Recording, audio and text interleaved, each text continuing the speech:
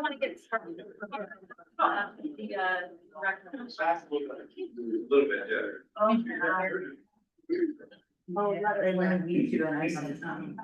you gonna snap?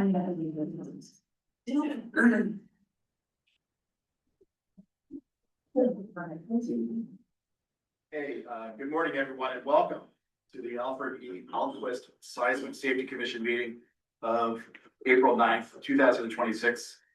This is our first meeting back in Southern California, I believe, in 7 years since we were over in Ridgecrest after that earthquake, and we are happy to be here in this beautiful new building and very grateful to our hosts. So thank you very much to Caltech. We thank you all for being here with us today, and those joining virtually. And of course, we thank the commission staff for all their hard work to make this meeting a reality. And with that, I will ask Tanya Black, the Administrative Processes Manager for the commission, to please conduct a roll call and confirm our quorum. Chair Rabbit, Here. Vice Chair Garn. Here. Commissioner Bumblebee, represented by Irina Brosnan. Here. Commissioner Claire. Here. Commissioner Thomas Jacobs, represented by Lori Missoura. I'm here, but I would like to defer to Director Thomas Jacobs. I am here as well. Great. Commissioner Kim Lopez. Here. Commissioner McGowan. Here. Commissioner Silva. Here. Commissioner Wells. Here. That's one. Great. We'll move on to item 2, which is chair remarks. I'll make this quick. Today will actually mark my last commission meeting to serve as chair. And I want to thank my colleagues for entrusting me with this honor to serve as chair along the way. I also want to let my colleagues know that I have decided not to run for what would be my 5th term as Sonoma County Supervisor and my 6th consecutive term as an elected official. Never an easy decision to step away, but I feel like the time is right for a variety of reasons. I served through the end of the year and would like to serve beyond at the end of my supervisorial term, but leave that to the appointing powers to be. I just wanted to put that out there and say thank you all for the opportunity to serve. And I do want to move on, and we are fortunate today, and I want to have introduce Director Carolyn Thomas Jacobs. It is my honor to welcome and introduce Carolyn Thomas Jacobs. Ms. Jacobs was appointed as the Director of the Governor's Office of Emergency Services by Governor Newsom on March 3rd of this year. She has served as Director of California's Office of Energy Infrastructure Safety since 2021. Prior to that, as Director of the Wildlife Safety Division of the California Public Utilities Commission. She has a wealth of experience in emergency management, including some private sector experience as well, all of which fit very well with the working of this commission. So we welcome Director / Commissioner Thomas Jacobs, and I'll turn it over to you. Oh, thank you. Really appreciate that. And I'm excited to be able to be here today with all of you. As was mentioned, I'm the new Cal OES director, and as director, I'm really proud to be a part of the Seismic Safety Commission. So just a little bit more about my background so you kind of understand where I come from and what my experience is. I, as was mentioned, did start in the private sector in my career in technology in Silicon Valley. But ultimately during that time, I realized that what drove me was serving my community. So left that world, moved into the public sector, and came up through both fire and law enforcement and emergency management, and ultimately ended up here at Cal OES as the chief of the headquarters response. So I oversaw the state operations center, the state warning center, and in that role responded to the 2017 and 2018 fires, 2019 Ridgecrest earthquake. I ran the state operations center for the earthquake, and then in that role ended up being the liaison to the utility sector when public safety power shutoffs were invented, and stood up the initial state response to how we manage public safety public shutoffs. Because of that experience, as was mentioned, I was then asked to stand up a new department for the state of California called Energy Infrastructure Safety that is specifically focused on utility-related wildfires. So got a big deep dive into the utility sector over the last 6 years. And then given all of that, when the previous director retired, was asked to come back over here and lead Cal OES. So hit a whole bunch of different sort of mission spaces, if you will, and really excited to be able to be back here at Cal OES. So earthquakes and the risks that they pose to California, you guys all know, are extremely important, and they're very important to this administration. So when the governor asked me to take this role, I shared with Lori that every time I've talked to him since then, he always asks me, and we need to be ready for the earthquake. He always states, we need to be ready for the earthquake. We can't forget that we have the earthquake risk. So just know that it is very top of mind for the governor, and it is top of mind for me to make sure that we are, while Cal OES is working on all the different mission spaces that we focus on, that we never lose sight that California has this extreme earthquake risk, and we need to be ready for that.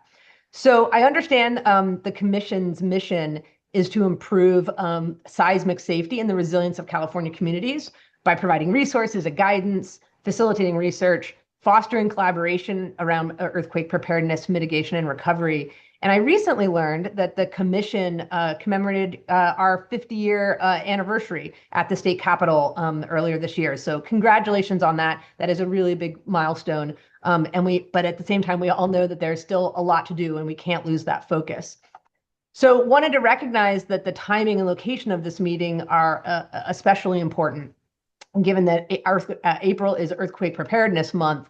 And we all know that earthquake preparedness isn't just about personal supplies or personal preparedness, but that we as a government must prepare to meet the needs of Californians, and what we can do now to strengthen that resilience for our communities and the buildings we live and work in to withstand earthquakes.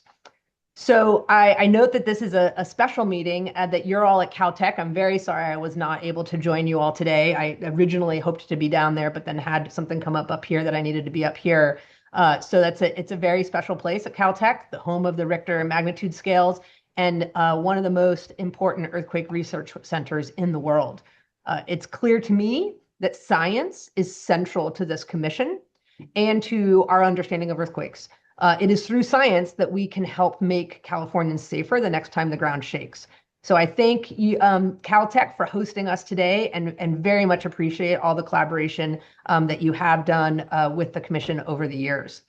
I'd also like to thank the staff of the commission who worked tirelessly on advancing seismic safety, and thank my representatives, Lori Nazura and Jose Laura, who are there in the room with you, for representing Cal OES and providing excellent leadership and guidance with the commission.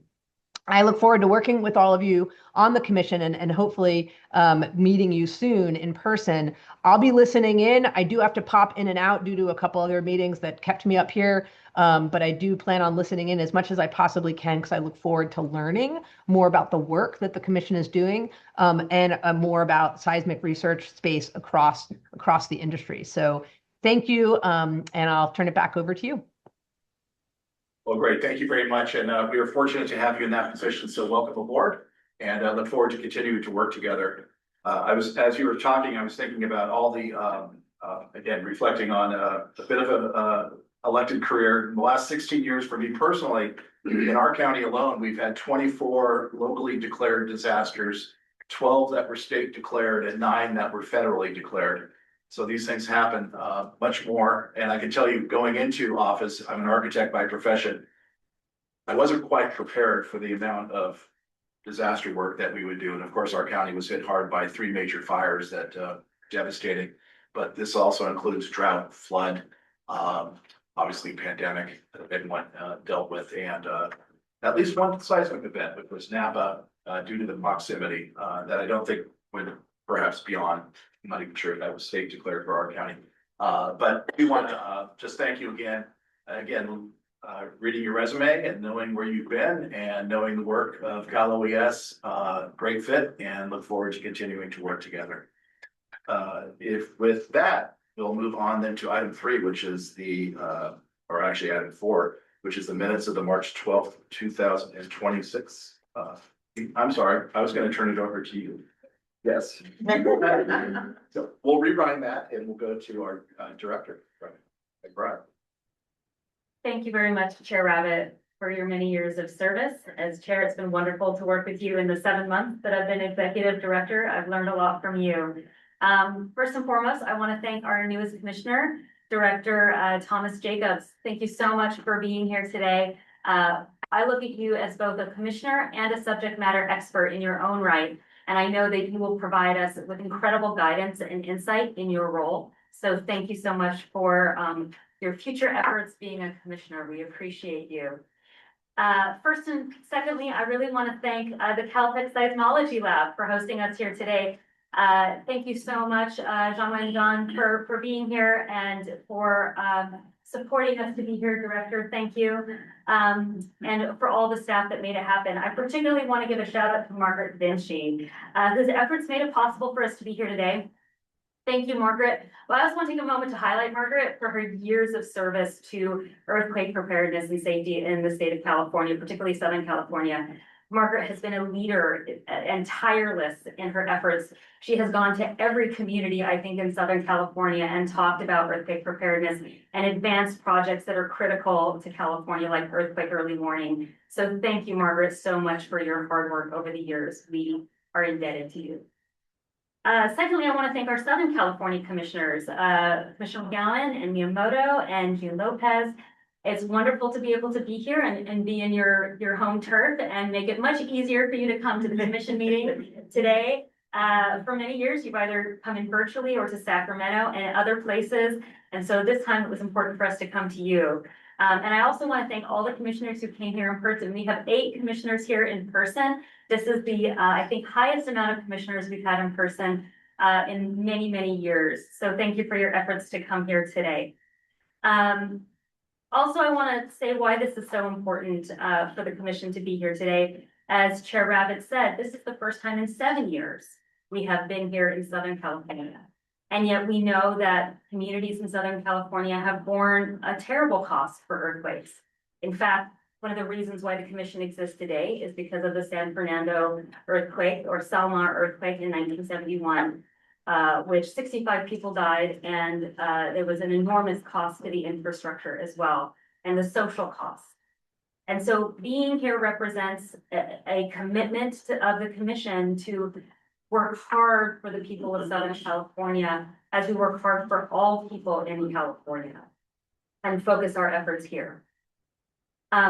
It is really notable to be here at Caltech, one of our most important earth science institutions, not only for California, but globally. It's the home of the Richter scale and the moment magnitude scale.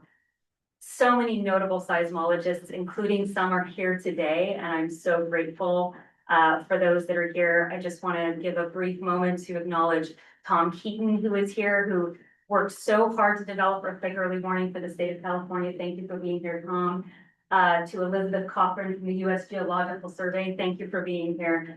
Monica Kohler, David Oglesby, Ahmed Albanez here from SCEF. So many of our wonderful seismologists are here today. And I love what Commissioner Thomas Jacobs said, that our physical scientists are the center for what we need to understand about how earthquakes can impact our communities. And this meeting is themed towards acknowledging our physical scientists, and it is also themed and supported for the Seismological Society of America conference, which is happening here in Pasadena next week, in which we will have a lot of seismologists here in one building talking about earthquakes. Finally, I just want to recognize the staff. The staff of the SCC are phenomenal. This is their 3rd commission meeting that they have organized in 4 months. And to remind everyone on the legislation, we are legislatively responsible to meet only 3 times a year, and they have done this in 4 months.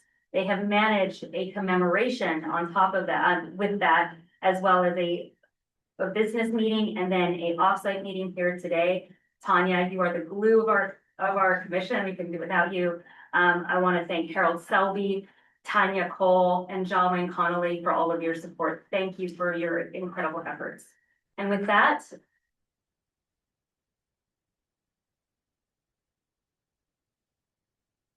I recognize that it's in part because I'm an ambitious executive director. And for those of you who've worked with me over the years, that will not change, unfortunately.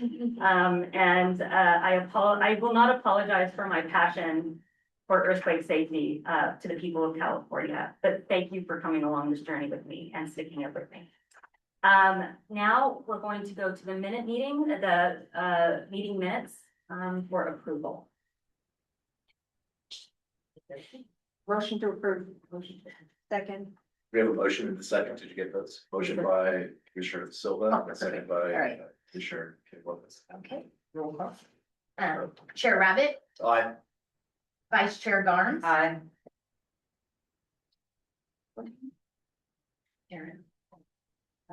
Karen. Sarah, did you want to unmute yourself, Sarah? For Sally?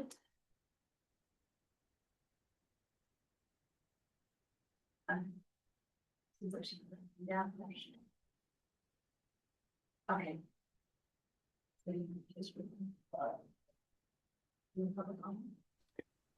Okay, can you hear me? Yeah.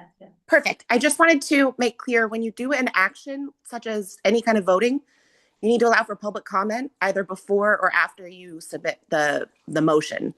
So, but it has to occur before voting. Oh, thank you for that clarification. Apologies. Sorry to be a stick in the mud. Thank you, legal. We appreciate you. Yeah. So with that, is there anyone from the public who'd like to speak on our minutes from our last meeting? Seeing no one raise their hand here, is there anyone online who would like to speak to this matter? Seeing no one online raise their hands, can we continue with the roll call or could we? I will start over again. Okay, I'll remake the motion. Motion by Silva, seconded by Kim Lopez. Chair Rabbit, aye. Vice Chair Garnes. Aye. Commissioner Bumblebee, represented by Irina Brosman. Aye. Commissioner Claire. Abstain. Commissioner Thomas Jacobs, represented by Lori Missoura. Aye. Commissioner Kim Lopez. Aye. Commissioner McGowan. Aye. Commissioner Silva. Aye. Commissioner Wells. Aye. Motion passes. Great, thank you very much. I apologize about that. I'm not used to public comment on the minutes. With that, we are on to item number 5, which is the election of chair and vice chair, and I'm going to turn it over to our executive director. So as part of our legislative requirement, we are required to elect a chair and vice chair every year. And that time has come and it's at the meeting today. Do we have any volunteers? Tanya, do you want to list anyone who has come forward to volunteer for the roles? With the chair stepping down, we had one application and that was from Vice Chair Garnes applying for chair or vice chair. So with that, I'd like to nominate Vice Chair Garnes Second. to be chair. We have a second. Wait, we have to ask for public comment first. Well, we didn't take a vote yet. Do it after. Motion. She said before or after the motion, but before the vote. Okay. We probably should take other nominations. Are there any other nominations?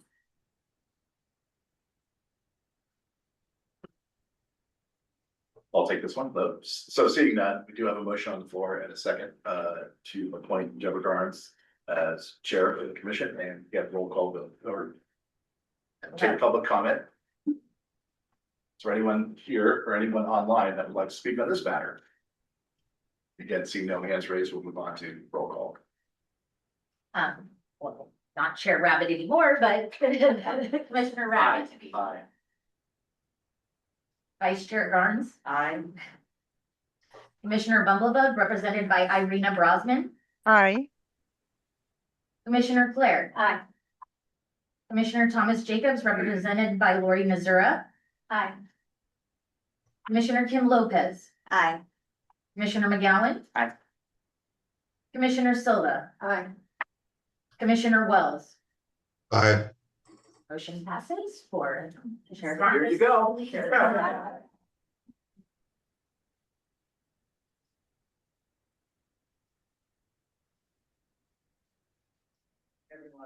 report. And now I will turn this then back over to executive on item 6, ideas to impact. We need a vice chair. We need a vice chair. Oh, we need a vice chair. Yeah, you're leaving your role. We need to replace you. She Is can vote, there- right? Is there a motion or a motion, but is there anyone who wants to volunteer? Is there a motion to nominate someone? I'd like to make a motion for Supervisor Rabbit to serve as the vice chair. And just also want to make a comment. Thank you for your leadership. I'm very lucky. I get to work with him twice. Sure. The Seismic Safety Commission in Aqua, where he also serves on the board of directors. I second that nomination. Interested? And two, want to express thanks and appreciation for all the work that you did as chair. You're nice, you asked. I didn't even ask. And is there a public comment on this item? Hands raised? Saying none? We will call for a vote, please. Chair Garnes, Aye. Vice Chair Rabbit. Okay. Now to Yeah. Aye. No would be. Commissioner Bumblebee, represented by Irina Brosman. Aye. Commissioner Claire. Aye. Commissioner Thomas Jacobs, represented by Lori Nazura. Aye. Commissioner Kim Lopez. Aye. Commissioner McGowan. Aye. Commissioner Silva. Commissioner Wells. Aye. Then passes. Thank you, and thank you, Chair Rabbit, Vice Chair Rabbit. And I'm glad you're Vice Chair that we can help me along. I appreciate it. Now we'll move to item 6, from ideas to impact. How Caltech Seismology Lab helps advance seismic safety in California, and I will turn it over to. We welcome Professor Jean Lanjan to present on behalf of the Seismological Laboratory at Caltech from Ideas to Impact. Professor, please take the Sure. dive.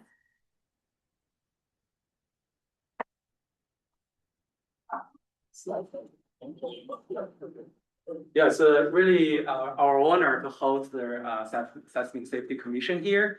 When Brad asked us to host it, we're very glad to have the opportunity to have you here. So today I'm going to really give you a snapshot of the Caltech Seismic Lab, the history, with our current contribution to seismic safety, but also want to focus most of the time on ongoing project here, which I think there is great opportunities to continue to improve our seismic safety. So I'm Zhong Wenzhan, director of the Seismic Lab. I've only been on this job for about a year, so I'm pretty new to this. Generally, I study earthquakes, especially using fibers to detect earthquakes.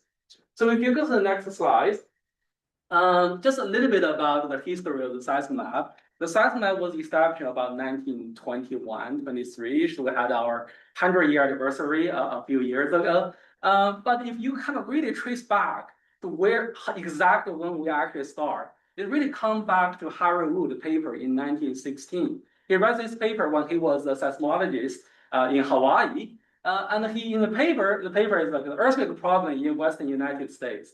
And he proposed that we should establish 5-6 seismic stations in Southern California. And of course, he later together made the Wood Anderson seismometer with an engineer from the Wilson Observatory. If you go to, can I control the slide? Oh yeah, I can control the slide. Okay. So if you look at the paper, it's actually really funny to read these days. It said Southern California is a good place to start because it's a comparatively small district, so that you can, make a, impact with just 5 stations. That's all you need. It's important economically, and also there were several disastrous earthquakes, right? So he's right about a lot of this. Except that today we have 500 stations instead of 5 stations, and they're all much better stations than what he started with. So I think he would be very proud, very happy to see this. Of course, all this data is the backbone of many seismic safety products, right? Including hazard maps, including shake maps, and earthquake early warnings. So I'll get into the details some of this very soon.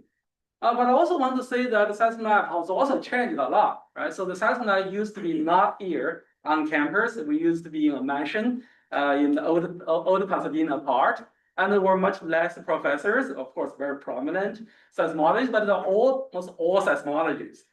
Today we have 10 faculty members.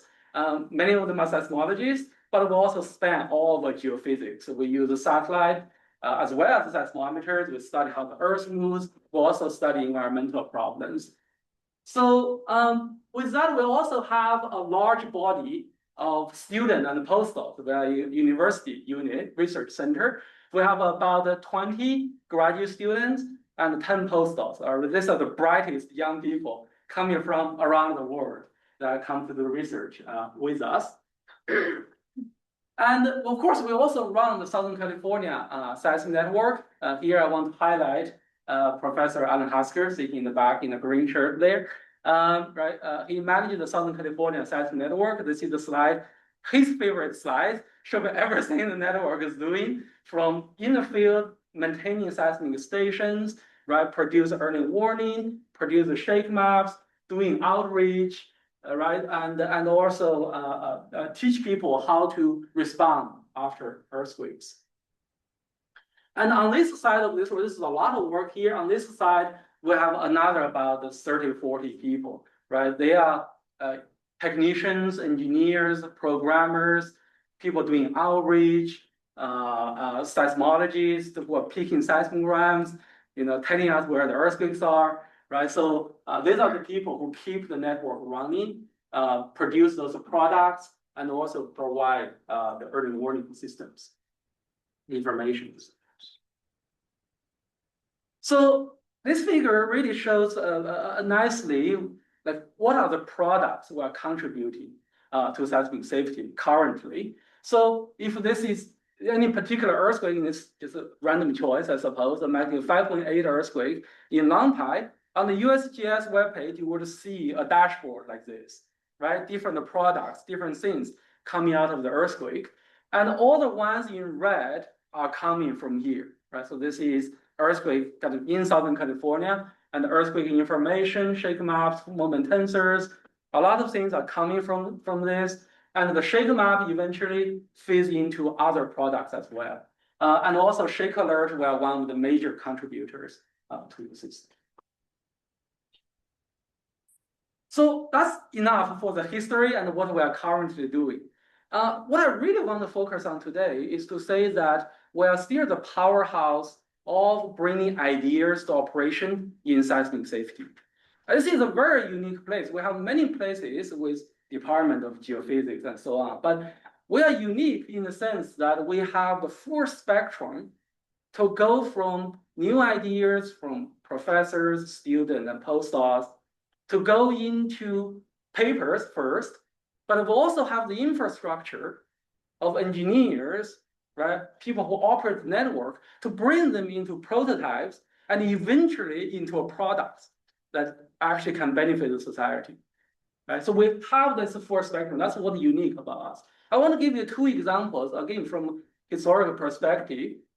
The first paper that is proposing earthquake early warning is from Tom Heaton, sitting in the back there, right? At the time was a paper on science showing what may be possible.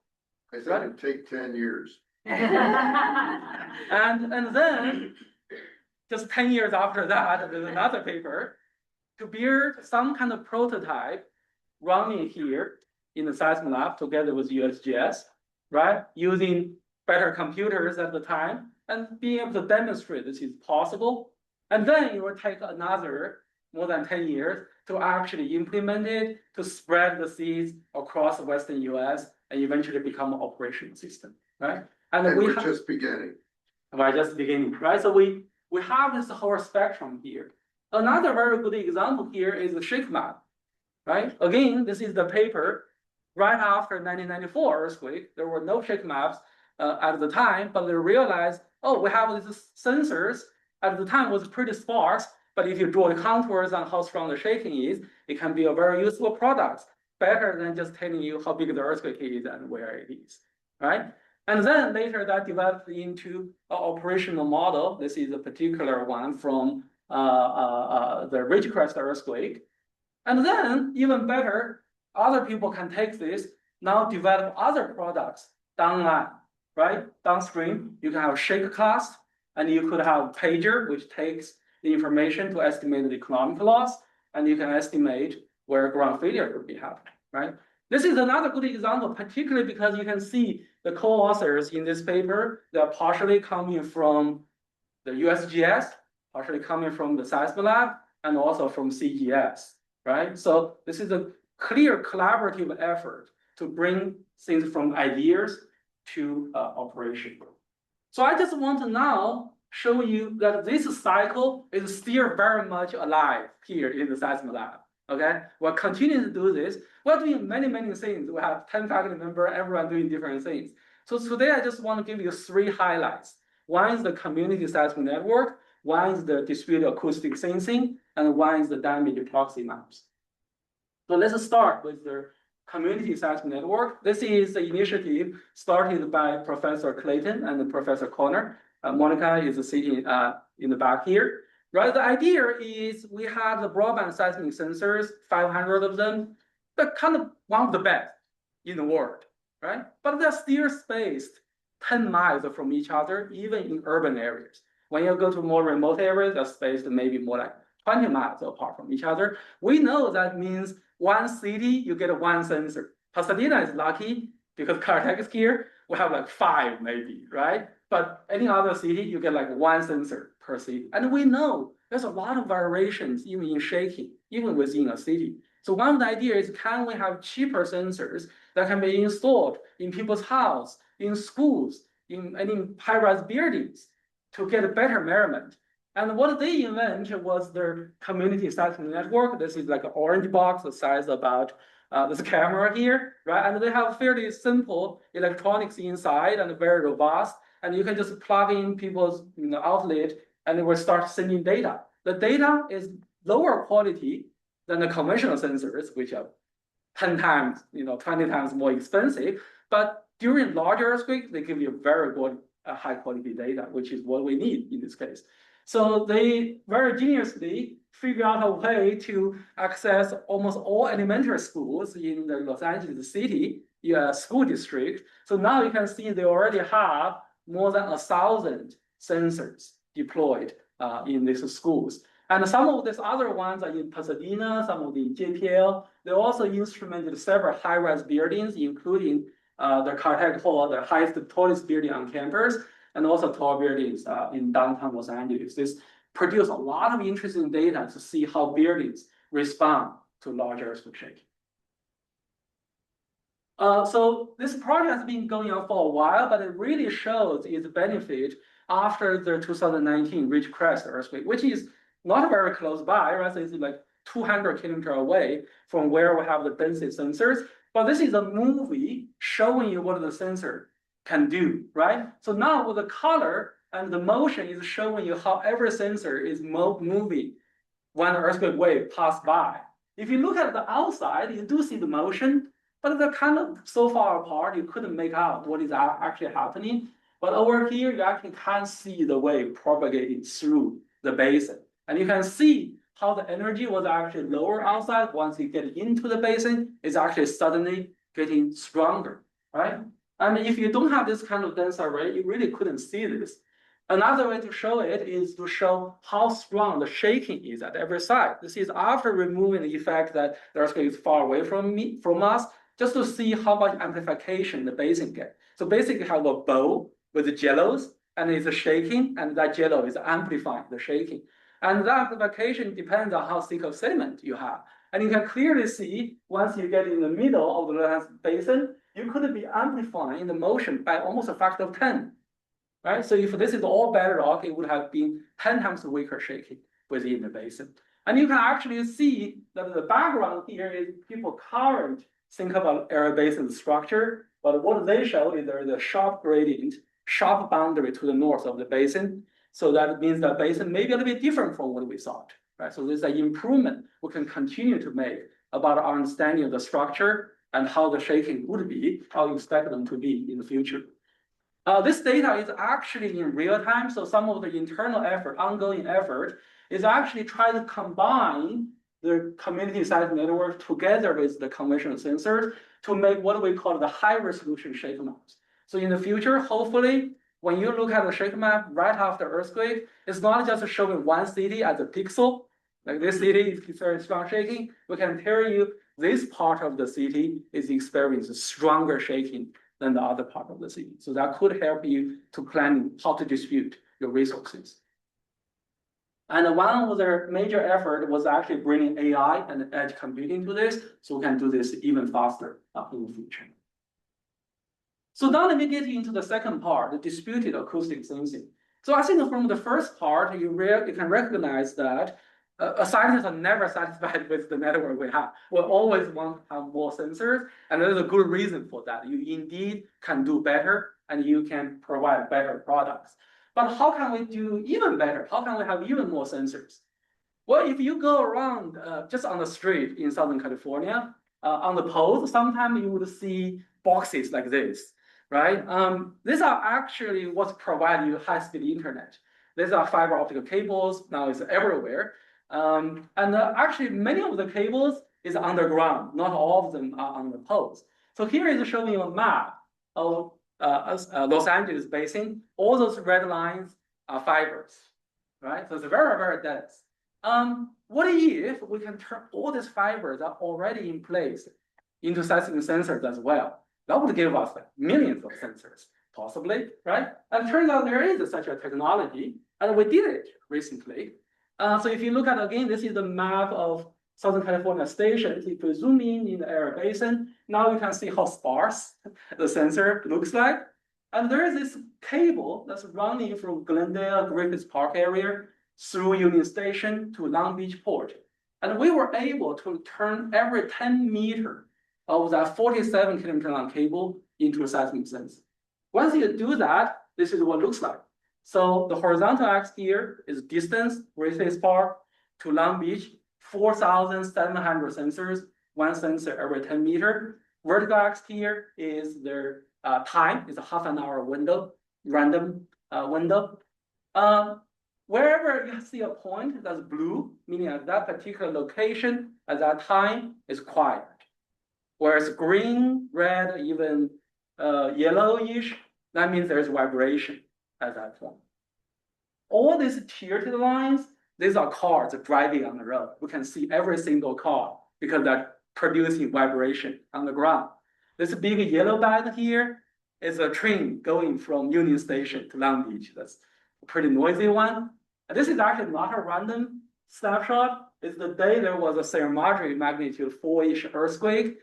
And I jump on the computer, take this screenshot, right? And this horizontal yellow line is that earthquake wave propagating, sweeping through entire Los Angeles basin, right? So now we can detect earthquakes at a few meter resolution throughout entire basins. And you can imagine what we can do possibly if we can turn all the fibers out there into sensors, right? I showed you this figure already. This is the fiber available in Los Angeles basin. This figure is actually showing the backbone network, not everything, just the backbone network in California. Right? This is actually the governor's initiative. This is the Middle Mile initiative. After the pandemic, they were trying to make sure that everyone get good broadband access, right? And this was an ongoing process, almost finishing, all the yellow lines here. And if we can turn all these fibers into sensors, we basically have about 1 to 2 million sensors everywhere. We already started this process. All these red ones are their fibers, but already converted into sensors. But you can see we only have been using less than 1% of it. This is where we hope the Seismic Commission could help us in connecting us to the right people to figure out how we can scale up this effort. This effort actually is going to benefit more than just the earthquake preparedness or seismic safety, because when you have a lot of sensors in cities, there could be economic benefit in that. So basically, this is the idea of smart cities. Right now, smart cities are mostly based on tracking and the cameras and so on, but you can also learn a lot about the city from just vibrations. As you can see, we definitely can see where traffic is jamming. We can do transportation monitoring. You can monitor your infrastructures. We know that your gas pipelines, your power grid, these are vulnerable infrastructures. We can monitor them using the fibers. You can respond better to earthquake. You can have faster recovery because you know where shaking has been stronger. And recently we even show that you can monitor where the groundwater is using this fiber, because adding water to rocks actually change their seismic properties, right? So there's a lot of other benefit So the last example I give you is the damage proxy maps. So in terms of damage proxy, if you think about the current model is we have the shake maps. Hopefully we have better shake maps in the future, so we can quickly guess where damage should have been the worst, and we can be prepared, right? But what is the true damage? So one of the new approach, satellite approach, that is led by Professor Mark Simons, who is also in the room here, is using the INSAR satellite. So INSAR satellite is basically try to send the radar parts to the ground, okay, and then a few days later fly over it again, and listen to the echoes coming from the surface and see if anything has been changing. Usually we use that to measure how the earth is deforming. If an earthquake happens, volcano is about to erupt.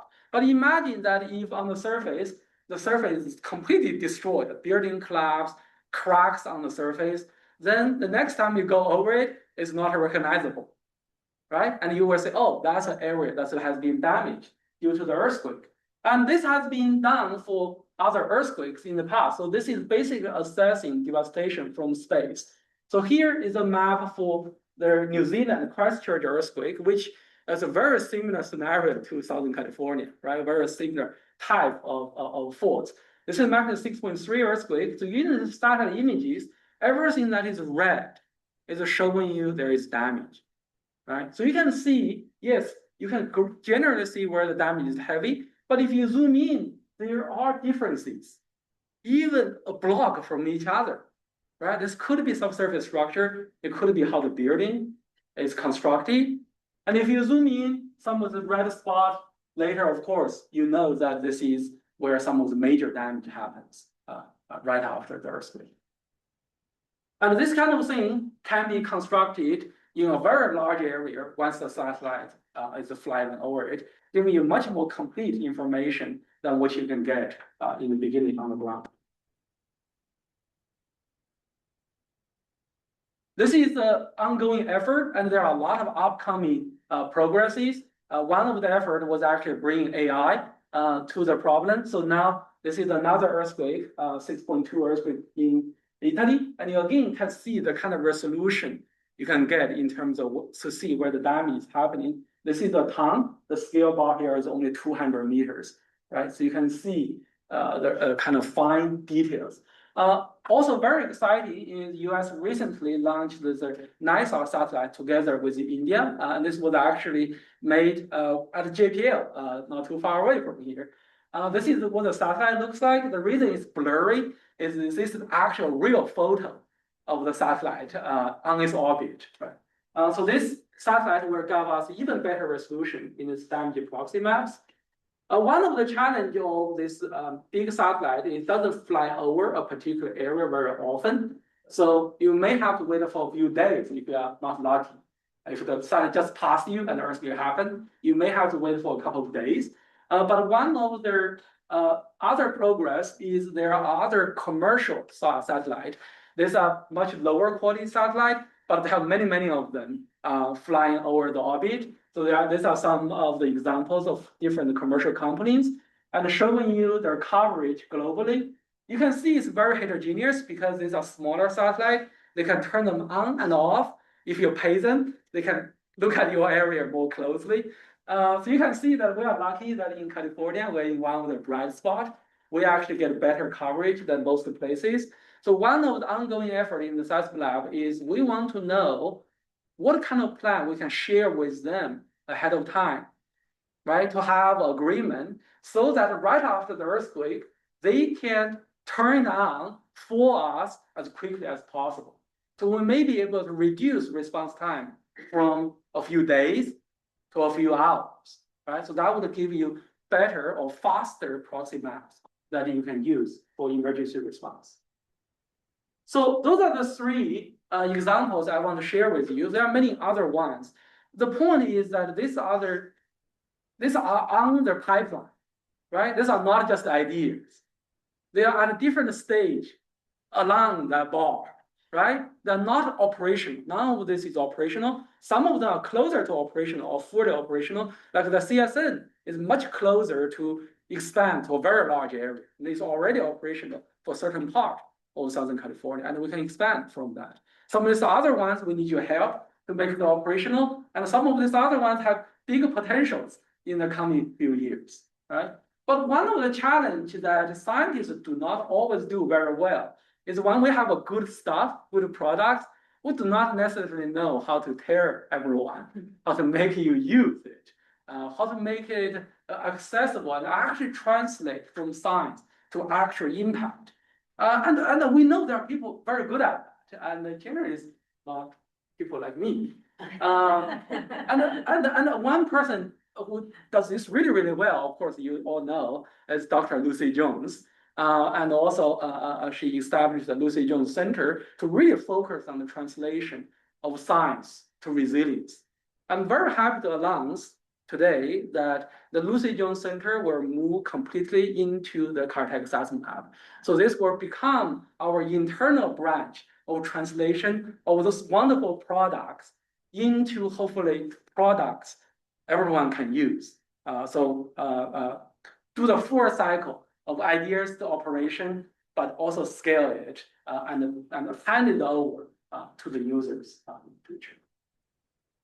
So that's my last slide here. The Seismic Lab have supplied and will continue to supply critical science and data to seismic safety, right? So we'll continue to do that.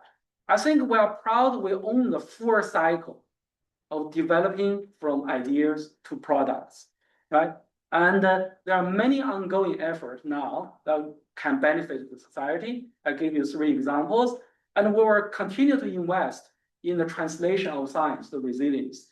And we, at this kind of time, we really welcome your partnership, the collaborations, and the support for us to do this even better. With that, I thank you very much for your attention.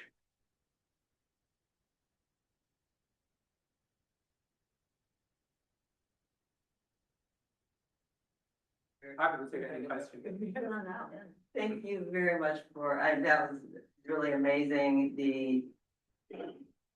That you've already put out CSNs and schools and over 1,000 schools, that is really beyond helpful. And if you can develop more, put more out there, develop the other ideas that are in the pipeline, and if we can help you, I'm sure we would all be willing to find, to work in a partnership to figure out some of these things, to be able to get them to the public.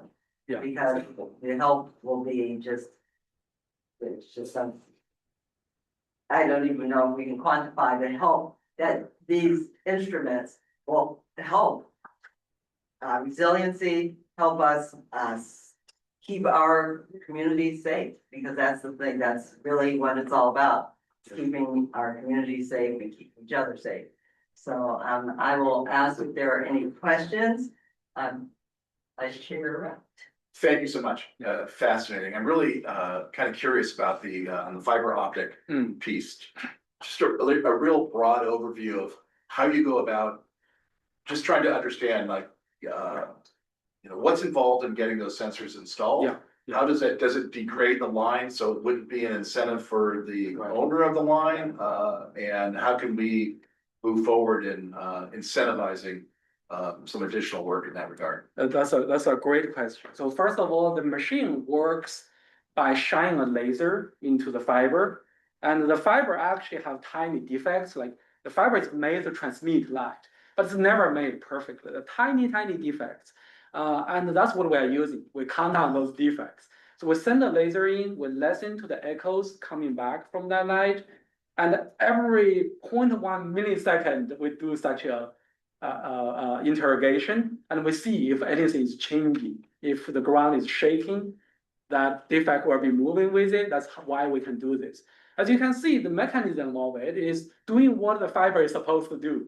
So it's never damage the fiber, right?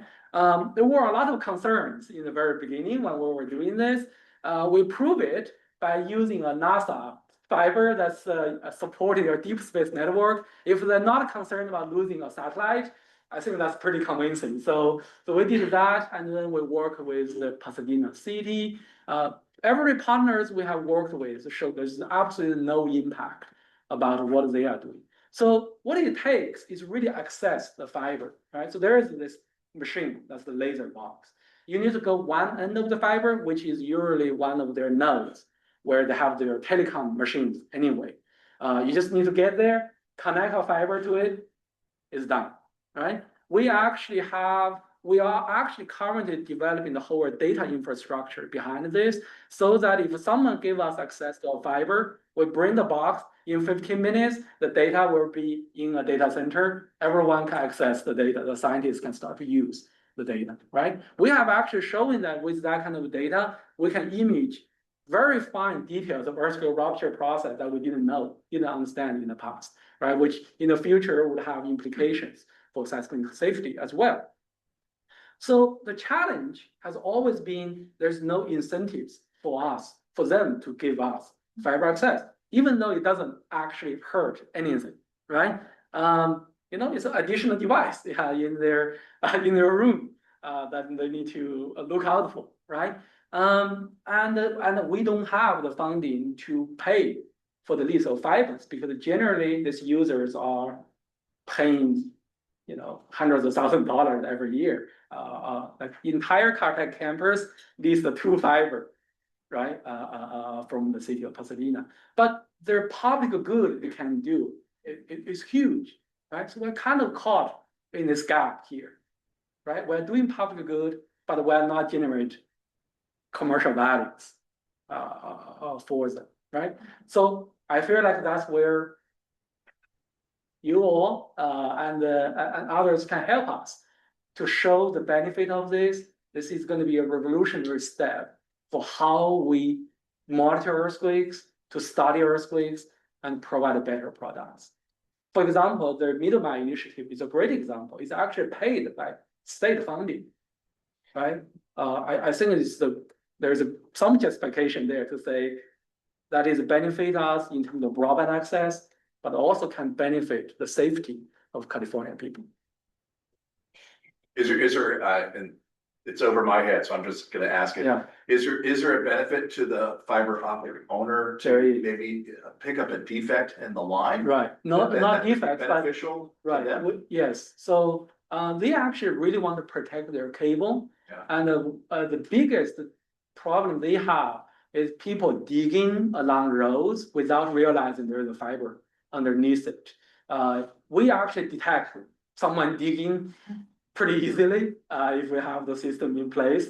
So that could be a cable protection. It could be a benefit to them. It turns out cables on the ground is very, very messy. We sometimes know better where the cables are than what they know where the cables are, right? We actually drive along the road with a hammer along the road. Looks pretty weird, but you can detect hammering on the side of the road, and you can tell which channel is where along the road, right? So there is benefit we can provide. Again, there is also potentially there's commercial value if we really dive into the smart city side of things, right? But on that side, it cannot be just seismologists working on this, right? We need people who actually work on smart city, engineers work on this, but they need to get access to this data. They don't even know this data is there, right? So there's this chicken and egg problem again. What I hope is we can establish an open data center with a lot of data. Now everyone come to use it. Who knows what value they can get out of it, right? And some of them could be commercial values. Hopefully that will sustain some of the effort. Well, again, thank you so much. Yeah. I want to piggyback off that line of questioning. I'm Laura Najera from Cal OES, and we've had our in Caltech's DAS project, and exploring the value will help us get to, as a policy body, maybe making recommendations on certain things. And you mentioned that, you know, if we can identify certain value added for the commercial owners of these fiber optics, then potentially we could either work the private sector to give us access. But there's also another way, and that is the government path. Have you looked at maybe pitching this to a particular community, city or county to look for a pilot whereby they can provide access, you could provide the benefit to them, and we could have maybe a pilot city versus a single line. Right. Absolutely. So I think it's possible to do that. Currently, we were thinking about the scalability of the problem, right? Some of this is individual cable owners, and we get access to that as a long process. Ad hoc. And yes, and then you work on another one. So the scalability of this part is not a university's strength, right? We're not a company, we're not having a lot of people working on each case individually. So that's a big challenge for us. And if we make this, a community effort, we will have more resource to do that. And I think your idea about starting for a particular area is a great one, because we know we cannot do it everywhere simultaneously. And we know there are areas we care particularly. Yeah, those red zones on the mapping. Right, exactly. Right, always where we expect them to be red after the next earthquake or the higher seismic risk. And those regions we can start first, right? And if we find a scalable solution for those regions and show the value of that, and hopefully it can grow from there. Yeah. Again, I really thank Cal OES for supporting some of the efforts. Absolutely, it's been our pleasure. And also, I'm thinking if you do go the government route and you do find a city willing to step up and be a pilot, or even just a community, then the potential of them passing, say, an ordinance in requiring any commercial owners of fiber optics running through that community to provide a line, That's right. Then That's right. then you get what you want. Yeah. Neat. There's only caveat there is a seismic safety is intrinsically large scale. Like we're talking about the big events. A city a few miles, 10 miles across, we can do a good job in one city, but sometimes these big events, you intrinsically need information from outside to inform what's happening there. So that's one caveat. Obviously, that's the reason why we want everywhere to have sensors. Right. Even there are places where there's no people living there, we still want to have sensors there. But you gotta start somewhere. We have to start somewhere. And Absolutely. prove it, just like we've done with earthquake early warning, and then you can That's scale it up. exactly right. Yeah. Was a question. Sorry, yeah, Commissioner. So I love how this is all flowing because do you have, and I'm gonna get to sort of a proposition here. Do you have the funding if you identified a county that's willing to do this? Do you have the instruments to actually do it, or do you need funding for that? We do need funding. Yeah, we are working on some of their initial fundings with private sectors, mostly foundation funding. We're still working on that part. Cal OES has been very, very helpful in getting us started. But when we're talking about something at the scale of county, the current estimate is to do the whole thing, the instrument side is probably on the order of $20 million, right? The whole thing. This is not considering the kind of their continuous operation side of things, right? But if you think about the scale that's similar to the entire conventional network, that's exactly what we are doing anyway, right? Just with more sensors. So if you go to a particular, say, pilot area, so depending on the size of the area, it could be smaller. So I'm a CEO of a water agency. We Mm. provide water and wastewater service to 6 cities in South Orange County. Mm. In the county of Orange, one of the things that I've been working with the sheriff's department and the Orange County Transportation Authority and some of the other key partners is doing a lifeline infrastructure integration for emergencies.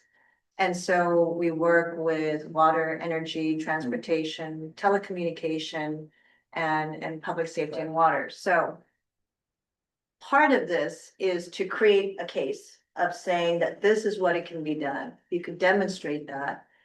Perhaps that's an opportunity to go for funding to show the big picture. And since it doesn't disrupt the infrastructure that's already there, Yes. you're shooting lasers That's basically. right. I think that's something that we can talk about because we're at the very early stages of doing this pilot. It's a national initiative that we're piloting in Orange County. And I think that meets your scale need, but if we had to do a smaller crew, certainly 6 cities in South Orange County, which is our service area, could be a really good candidate. Of course, there's the funding part of it. Because what I'm hoping is, and I don't know if this is possible to integrate into your overall development, is you talked about the groundwater monitoring. Right. But there are a lot of infrastructure, water and wastewater infrastructure underground Right. that are serving hospitals, schools and homes and business.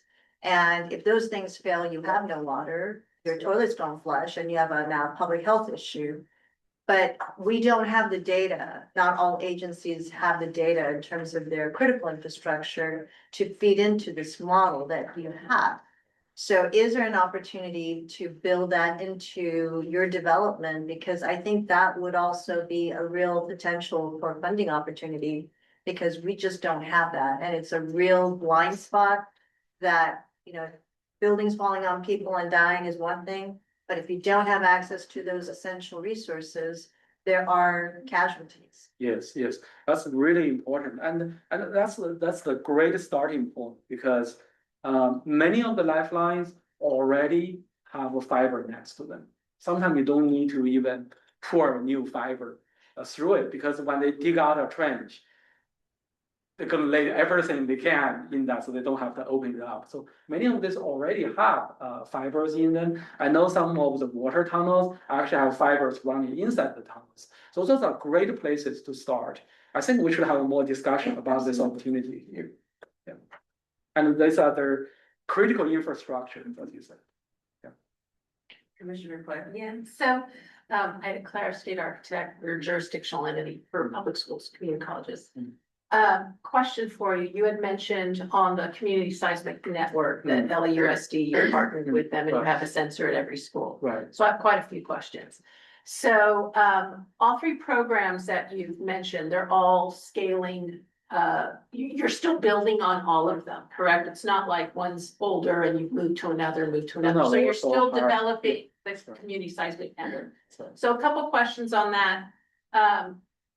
The benefits to schools, do you need assistance in scaling that program with schools? Because I think information on resiliency really helps our schools when they're doing their facility improvements.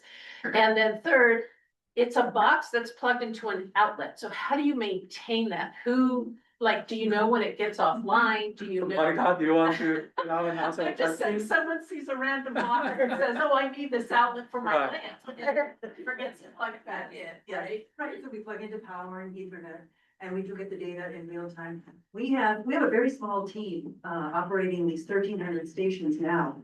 And I have one field technician who operates 1,300 stations. So if we detect that, the station needs maintenance, this field tech will go into the field and do the maintenance. It's very low maintenance needs, usually because the parts are low cost.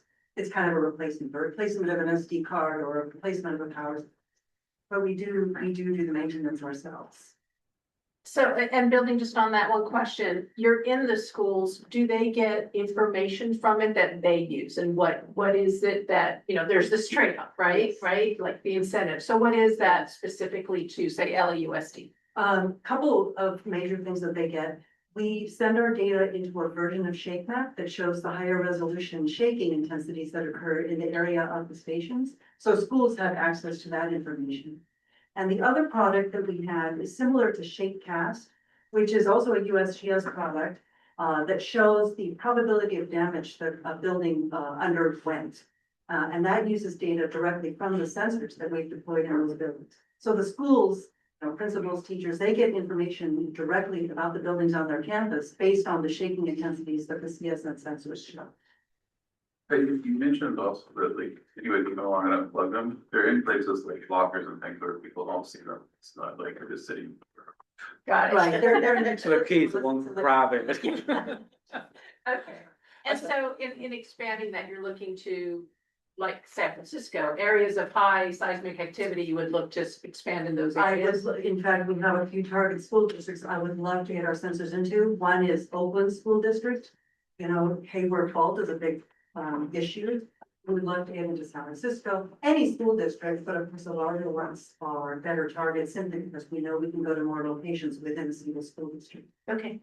If I could just interject, it's important to understand that this project was privately funded by the Coordinated War Foundation and some other foundations. It was kind of a hard lift to get it funded by standard scientific groups because they're already swamped running existing networks. So the network was put in and it was clearly a success in many ways, but it went in a time when we were in an earthquake drought and we had very little data to go on. And we had decided just prior to the Northbridge earthquake that we had to shut down the network. We just didn't have enough continuing funds. The Northridge earthquake happened, just a fantastic data set came in. Annika's been unbelievable in terms of helping to manage to keep this thing expanding. It's really an incredible resource, but it's a struggle to make sure that it runs smoothly. But we learned so much over the years, right? If there is a support, if the willingness for collaboration, I think we can grow very rapidly as well. I think this is again a wonderful opportunity for us being a university research center. We bring resources from, different places, federal funding like NASA, like the damage proxy map, that's NASA resource there, NSF, but also private foundations, people nearby just passionate about make California safer, right? Those are usually what supports the initial development. Most of my first few years effort on the fiber sensing is all private foundations, right? But all of this get us to the point we're more mature, we're not operational, but we're much more mature. This is where we can collaborate and keep it moving to the finish line. Okay, great. We'll talk more. Thank you, Vice Chair Rabbits. Just thinking again, as you were speaking on the opportunities that exist, and I know I just read in our local paper up in Sonoma County that, the state has this middle mile broadband program that's underway, $150 million that's funding, and there's federal, there may be, or who knows what feds are doing, but and that's installation that's being taken place through a license agreement for Caltrans. And I know I also serve on a board for a commuter railroad that has about a 45-mile, and we put fiber optic under the tracks because why not? It was a business proposition. So there are, I believe there could be opportunities while we can't hold utilities hostage, and there are limitations on license agreements, but the opportunity to include something like that on those public sector lines would be, if it's known, I think it could be included in the language, and especially since it's not degrading any of the systems that you'd be trying to install. So thank you again. Yeah, okay. Thank you so much for the time. Are there, Stina has raised, is there any public comments? See none on I it. had just one more comment vis-a-vis the Seismic Safety Commission. Sometimes there's been some real tension between funding things through the government versus funding things more privately, especially the utilities.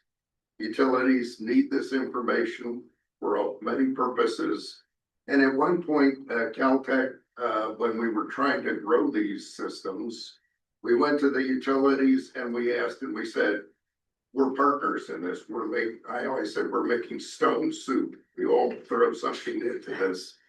But there were people on the other side that said, the government can't really interact with the utilities and show favoritism to some utilities. And this turned out to be quite a major problem, and it never got fully resolved. And the help of groups like the Seismic Safety Commission to really navigate that space between the public sector and the private sector is really important, and it requires some real skill. Thank you. And thank you for, I mean, this is so informative, enlightening and exciting, just to see what's there now and how it's going to move forward.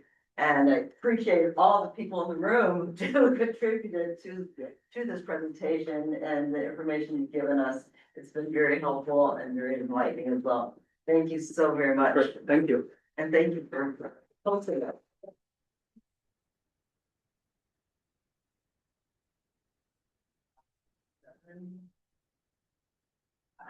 Item 7, we want to invite Dr. Professor David Oglesby to the dais, present on Seismic Plus, addressing risk in the era of compounding disasters and polytraces. No, I'll get it. Oh, just a minute. Well, while we're waiting, I want to thank everybody for inviting us here to speak with you all today, to speak with the commission. So we've got special thanks to new Chair Gons and Vice Chair Rabbit and Director Sarah McBride for bringing us here. My name is David Oglesby, and I'm a professor of seismology at the University of California, Riverside. And I'm also the director of the executive committee of the UC Disaster Resilience Network, which is the lower of these two logos right here.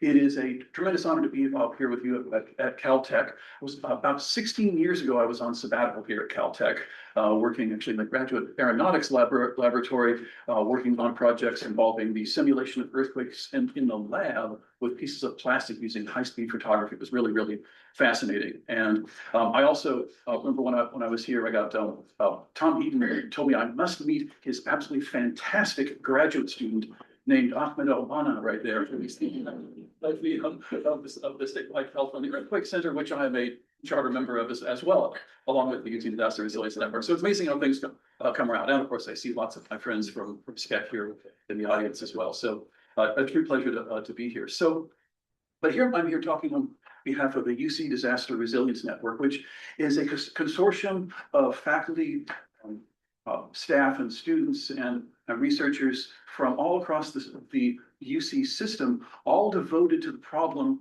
of trying to of addressing compounding disasters and polycrises and their effects on society.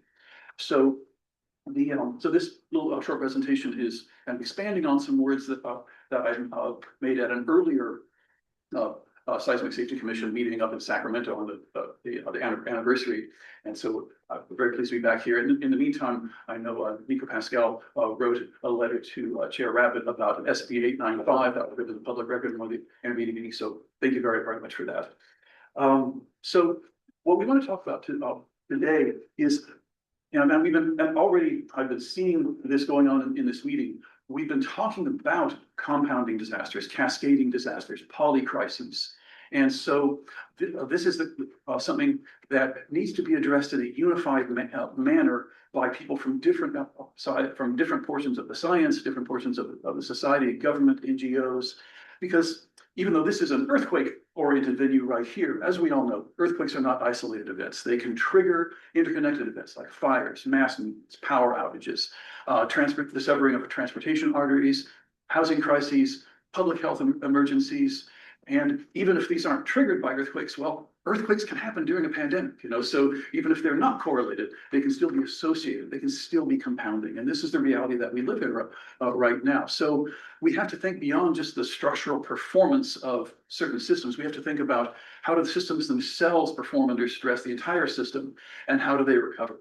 And so The UC Disaster Resilience Network, let's see, okay, I'm just hitting menus here instead of changing it.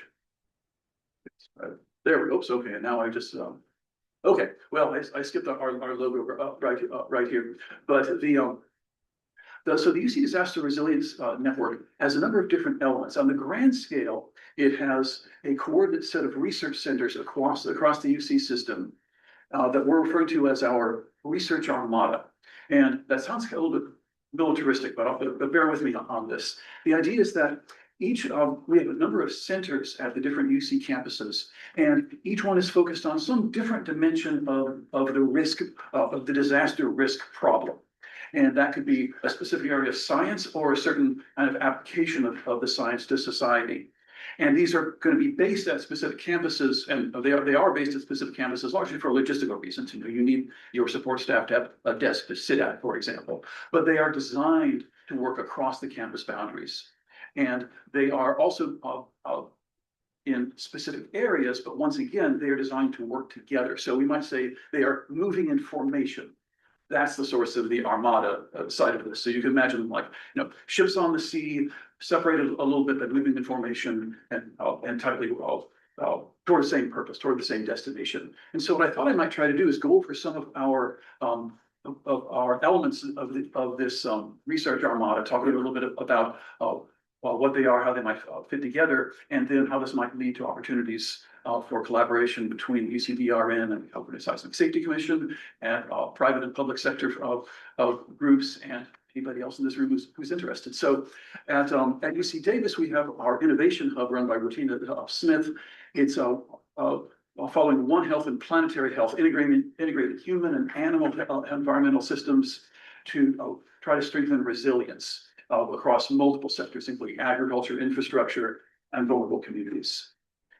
And then moving up to Berkeley, Andrew Reddy here is put together a center on risk, geopolitics, and cyber resilience, because of course, not all disasters start with necessarily natural processes. Some disasters, in fact, one can make the argument that all disasters are human, right? The process is natural, the disaster is human. And in some cases, the disaster can propagate quite well through cyber, through politics, to produce really detrimental results. And so through simulation and policy innovation, his group is trying to understand cascading disruptions across infrastructure and global systems. And then up at UC Merced, a more subject matter driven center is a community-centered wildfire resilience group led by Crystal Colden. And they're developing equitable solutions for recovery and long-term adaptations that are kind of place-based. So solutions for individual communities who are exposed to fires and risk in different ways. We have at UCLA an adaptive futures hub, so a little more integrated, connecting environmental science and public health and urban systems and other partners to address both long-term environmental problems and acute disasters. And then moving down UC San Diego, we have Chip Schooley's Pandemic and Infectious Disease Resilience Center, which is advancing response systems and therapies for emerging biological threats to be prepared for the next COVID, if you will, basically among other issues that they're dealing with. And then in another little more integrated manner, we have the UC Irvine Wildfire and Cascading Hazards Resilience Center run by Amir Agakuchak. And in his case, he's also working with wildfires, but specifically the cascading impacts of wildfires.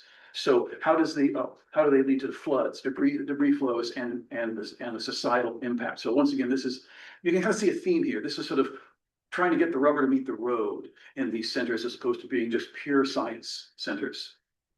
And then to wrap things up here, we are actually the least finished center, the one that we're actually in the process of setting up right now, is the AI-enabled Earthquake Research and Policy Resilience Center that I am nominally heading. But we have a group of fantastic researchers from both my Earth and Planetary Sciences department. We have seismologists there. We have field geologists, but we also are working with engineers, both mechanical and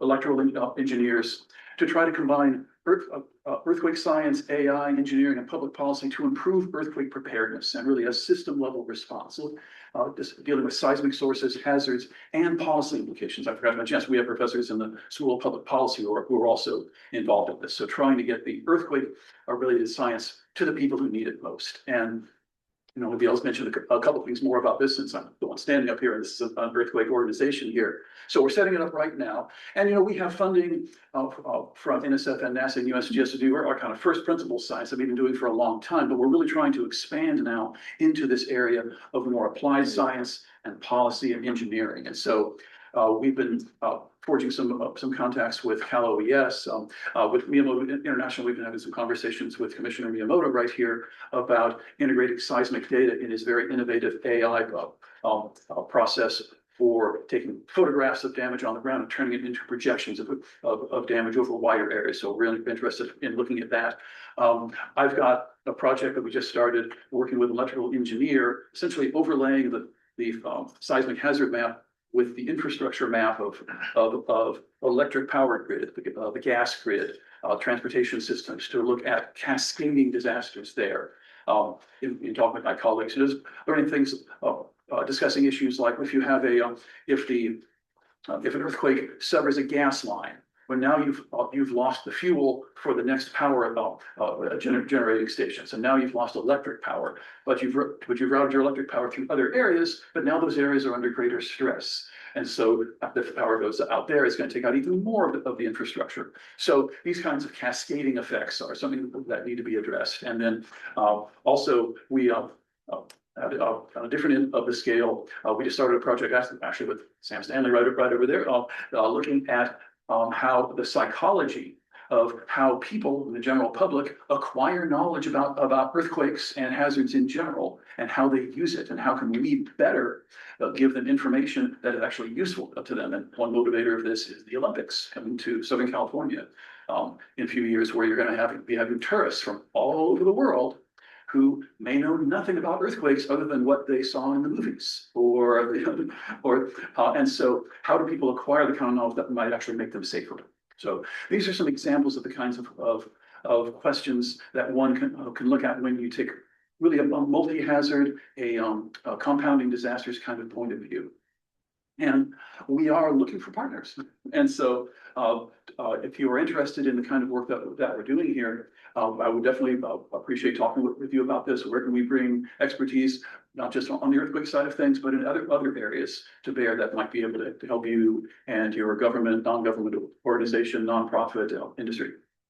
And especially the Safety Commission here, if there are any questions you have on what we're putting together. This is all still nascent. We are, I guess I might say, we're not an infant organization. We are a teenager that's growing rapidly. So yeah, I think I would be happy to open things up for questions. Thank you very much.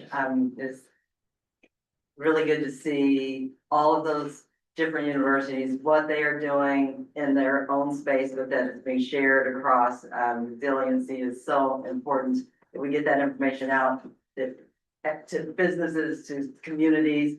When you spoke about disseminating that information to people who are coming in for the Olympics, for example, or just in everyday life, it is so important that we figure that out. And thank you for that effort of doing that, Commissioner Miyamoto. Thank you. See you. Yeah. Sorry, I was gonna split here on time, but just moved by on that because in New York City, it just took some time to get out there. I'm here. It's good. Now, I want to make one clarification. The Miyamoto International, essentially, the relationship is I'm personally in a technical advisory board with UCDRN, and there's no funded or funding components going on between my company. Oh, thank you.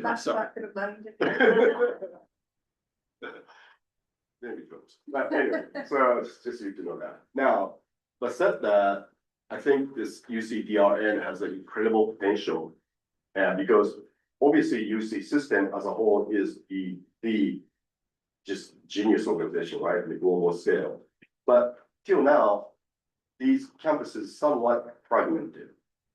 But under UCDRN, all the brand power is essentially connected to one place. No. That's the really the kind of UCDRI vision is, and it's worth developing. So beyond this campuses, obviously we'll expand to different campuses to kind of bring in as a whole. So to me, I think Seismic Safety Commission and the state of California can really benefit from what the UCDRI trying to do. My problem. Thank you. So much. On that note, good to see you again. And I'm Lori from Cal OES on behalf of Director Thomas Jacobs. And in the field of emergency management, I'm thinking of this in terms of absolutely for policy development and whatnot. But I'm thinking of real-time subject matter experts, and is it envisioned like the state of California, like Director Thomas Jacobs, could have that red phone during a particular event, knowing which campus or which individual to contact for situational awareness, background information, etc. Is that something that is kind of envisioned within this construct? We would be delighted to serve that role. I mean, obviously, in this room, we have plenty of wonderful subject matter experts who aren't members of the UC, but yes, I mean, we would be delighted to be a resource like that for Cal OES and any other agency that needs kind of real-time expertise and reaction. Yes. Thank you. And because I happen to know, just in my role, we work very closely with One Health on the animals and disasters issues. And so when I saw them, I started thinking about all these other areas, especially the wildfire and environmental science, etc., that we could potentially forge some relationships that could net us some expertise real time during disasters. So, yeah, we would be very happy to work with you on that. Thank you. Commissioner Silva? Thank you very much for the presentation. Before I ask my question, is that the San Andreas fault on your child? I know, distracting. I was thinking, are those all the 9 UCs? No. Yeah. Actually, well, Merced is not marked. Oh, yes, it is actually. Oh, no, I can't read upside down. Let's So I'm a local elected official, and so my city has a sister city in Kita, Japan. And the Kita city has the location of one of the national centers for earthquake safety for Japan. So when we visited 2 weeks ago, we were invited to basically participate in the simulation. I have been trying to figure out how to increase. Okay, first of all, they simulated a 7.0 earthquake and we were in a house. Rides at Disneyland are not his interest. Because it was, we were on the floor and it was shaking and it went on for 2 minutes. I mean, these events are catastrophic. How do we expand the understanding of the catastrophe that doesn't happen except in a nanosecond? You could have to prepare for it for years in advance, trying to figure out, and you mentioned the Olympics and I wrote down resilience for. Yep. Would Disneyland build a ride that would teach, because they were building rides about the stars 50 years ago. How do you get that? How do you get that? Because kids and adults, but the other thing that was in this simulator is they were simulating fire as well, and the smoke flow from. So we went through that, and then we had to navigate our way out of the fire, because they are doing this with youth. So there's some agenda behind you. Well, there are, if I'm not mistaken, I think in you'll know this better than I, up in San Francisco, in the Exploratorium, isn't there a shake table that you can stand up? Is that right? Yeah, and then, and I think, and also there are mobile shake trucks. You can actually bring a So truck how do you transfer that to an environment where people are going for fun and could get a dose of reality. So, Yeah, I think it's a great, if everybody experienced that shaking, to us to be not enough to be damaging, not enough to be dangerous, but enough to kind of remind them, oh gosh, yeah, this is real.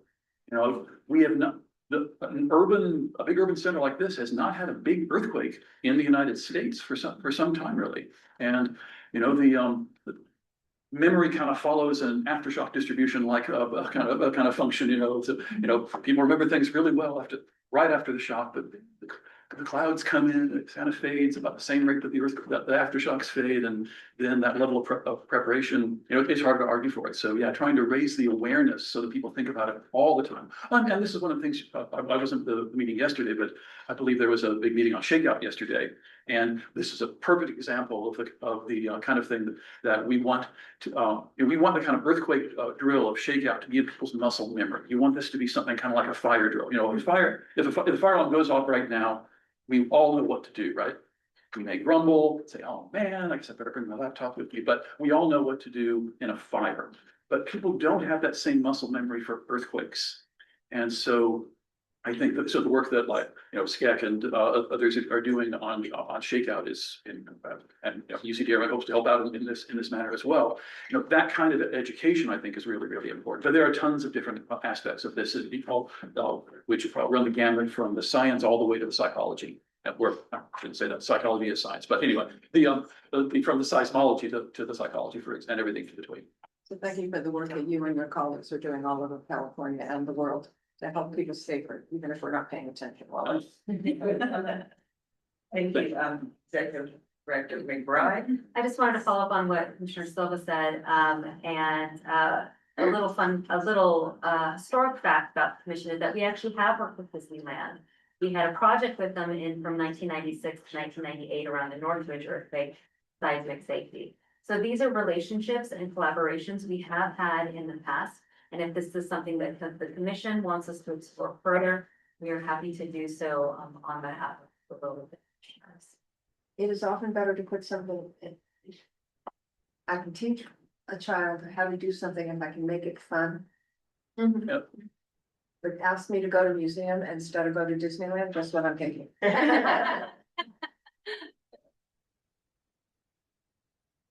Thank you. Just want to say thank you for ensuring that the great work done at all those individual and stellar universities are not done in a silo. I think it's really and sharing of that and accelerating it really. And like I said earlier, when I mentioned how many local disasters that we've had in where I represent up in Sonoma County, every disaster that I've been part of has had some level of cascading impacts at the social level. Be they very large ones for some, but there's always something. So I do appreciate the fact looking at it holistically, because I think it's really going to be much better for it. So thank you. Thank you. Thank you, Commissioner Campbell. Yes. Just want to be quick, because we can talk offline, but as you're talking about the cascading impact, which I'm an absolute believer, you talked about gas line, power grid, perhaps we can talk about water and wastewater infrastructure. I've been a squeaky wheel for several years now about how those impact, because those can cut off some major services and have impacts. So Right. something that hopefully we can incorporate into this effort that you're doing. That'd be fantastic. Yeah. I always show when I teach my introductory earthquakes course, I always show pictures from the San Francisco earthquake that show the fire in the distance and the ruptured water line in the foreground. And it's like, yep, that's why the fire destroyed the city. Actually, it was the cascading disaster, the disruption of the lifelines. Even back then, they didn't have an Ethernet grid, but they had a water grid, and it was severed. Thank you. Is there any public comment or question? Enriching perhaps the perspective of the opportunity to use national treasure in the state of California. I have the pleasure to give a project update to you on our Shake Table project after we've already eaten lunch. And so of course, that's an opportunity to educate the public and embrace and utilize a facility to turn an earthquake on and try to bring the diverse group of stakeholders together to look at some of these, but we've also tried to use it for educational purposes. But I'm also reminded that perhaps 15 or 20 years ago was a national initiative to bring educational shake tables into the classroom, and that sort of subsided a bit. And I think it's incumbent upon the state of California to perhaps revisit that and take or consider a leadership role in that. I don't know if it falls in the forgive the commission per se, but those facilities, those small little shakers are really easy to carry around, drag around through school districts. We talked about school districts earlier, inexpensive as well, and we may be able to leverage from some companies, you know, taking an interest in having the brand name, let's say, the San Diego district, San Francisco district, and things like that, and revisiting it. And if there's interest in that, and when the commission, I could share at least my experience when I was a student, working with Quan's Art Technologies and others, and, you know, going around the school districts and educating kids, because I just came back from Japan, and as you said, rightfully so, the Japanese colleagues and Japanese youth are well versed on, the differences between a fire drill and an earthquake drill, and both of them are muscle course, the young population. That's fantastic. May I ask you, do you actually, do you allow people to stand on your video? No, board? no. Yeah, I almost- yeah, I almost- okay, it sounds deadly. Yeah, yeah, I almost mentioned that. I thought, oh, they probably don't want people on their shake table, do they? In fact, with large programs, we actually have folks for safety reasons, obviously, projected distance away. Makes sense. Thank you. I would just say, don't forget that Universal Studios already has a really fun earthquake, right? Oh, Universal Studios. Oh, is that right? They think they're fun. That BART train goes crashing toward you. Yes. Yeah. That's scary. Any other comments, questions? Then I will just say thank you again for being here. Thank you for the presentation, and hopefully we can figure out, we can figure out ways to get this out to the greater world. Thank you so much.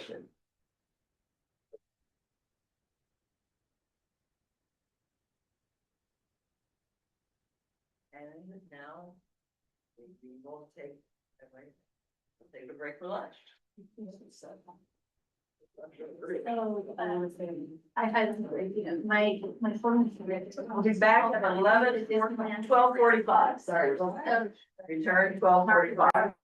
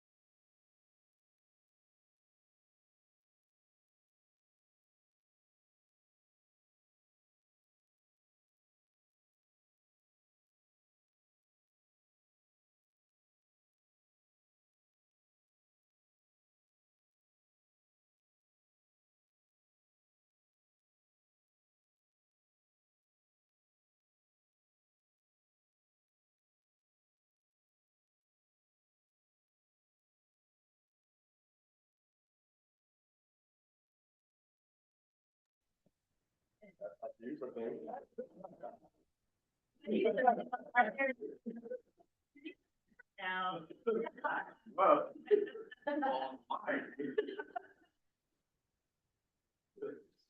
We are back from break. Welcome back. I hope everyone enjoyed their lunch. Now we move on to the San Diego Shake Table Project update. That's it, Tara.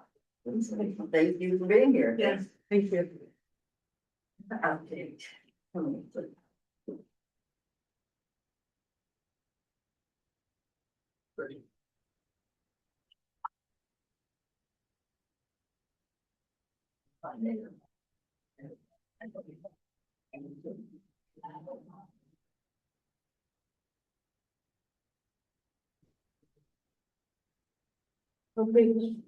Thank you so much for the opportunity once again to present to the commission.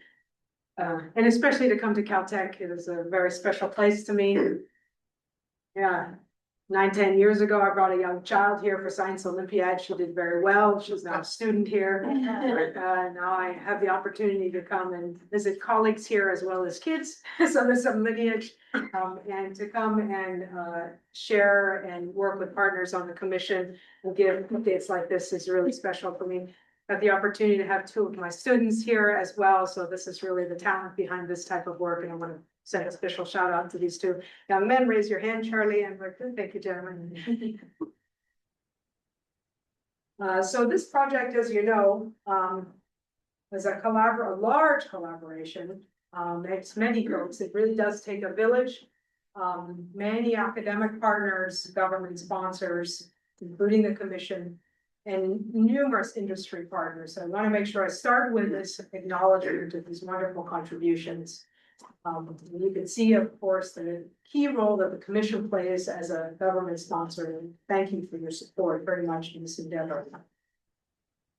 I had the opportunity to provide an update immediately after we completed a very intense physical testing phase down at our outdoor shake table in October. So I didn't rehash those, but of course I used them as leverage just to remind us of why we were here. And then Director McBride and colleagues were kind enough to invite me to the wonderful 50-year anniversary. And I've been a researcher that's had a collaboration over the years, and through my interest in earthquake engineering, that was a terrific event. I want to echo the sentiments that Director McBride gave at the onset to the staff support for that, because that was really a treat for me to just play a small role, visit Sacramento and celebrate the half-century work of the commission.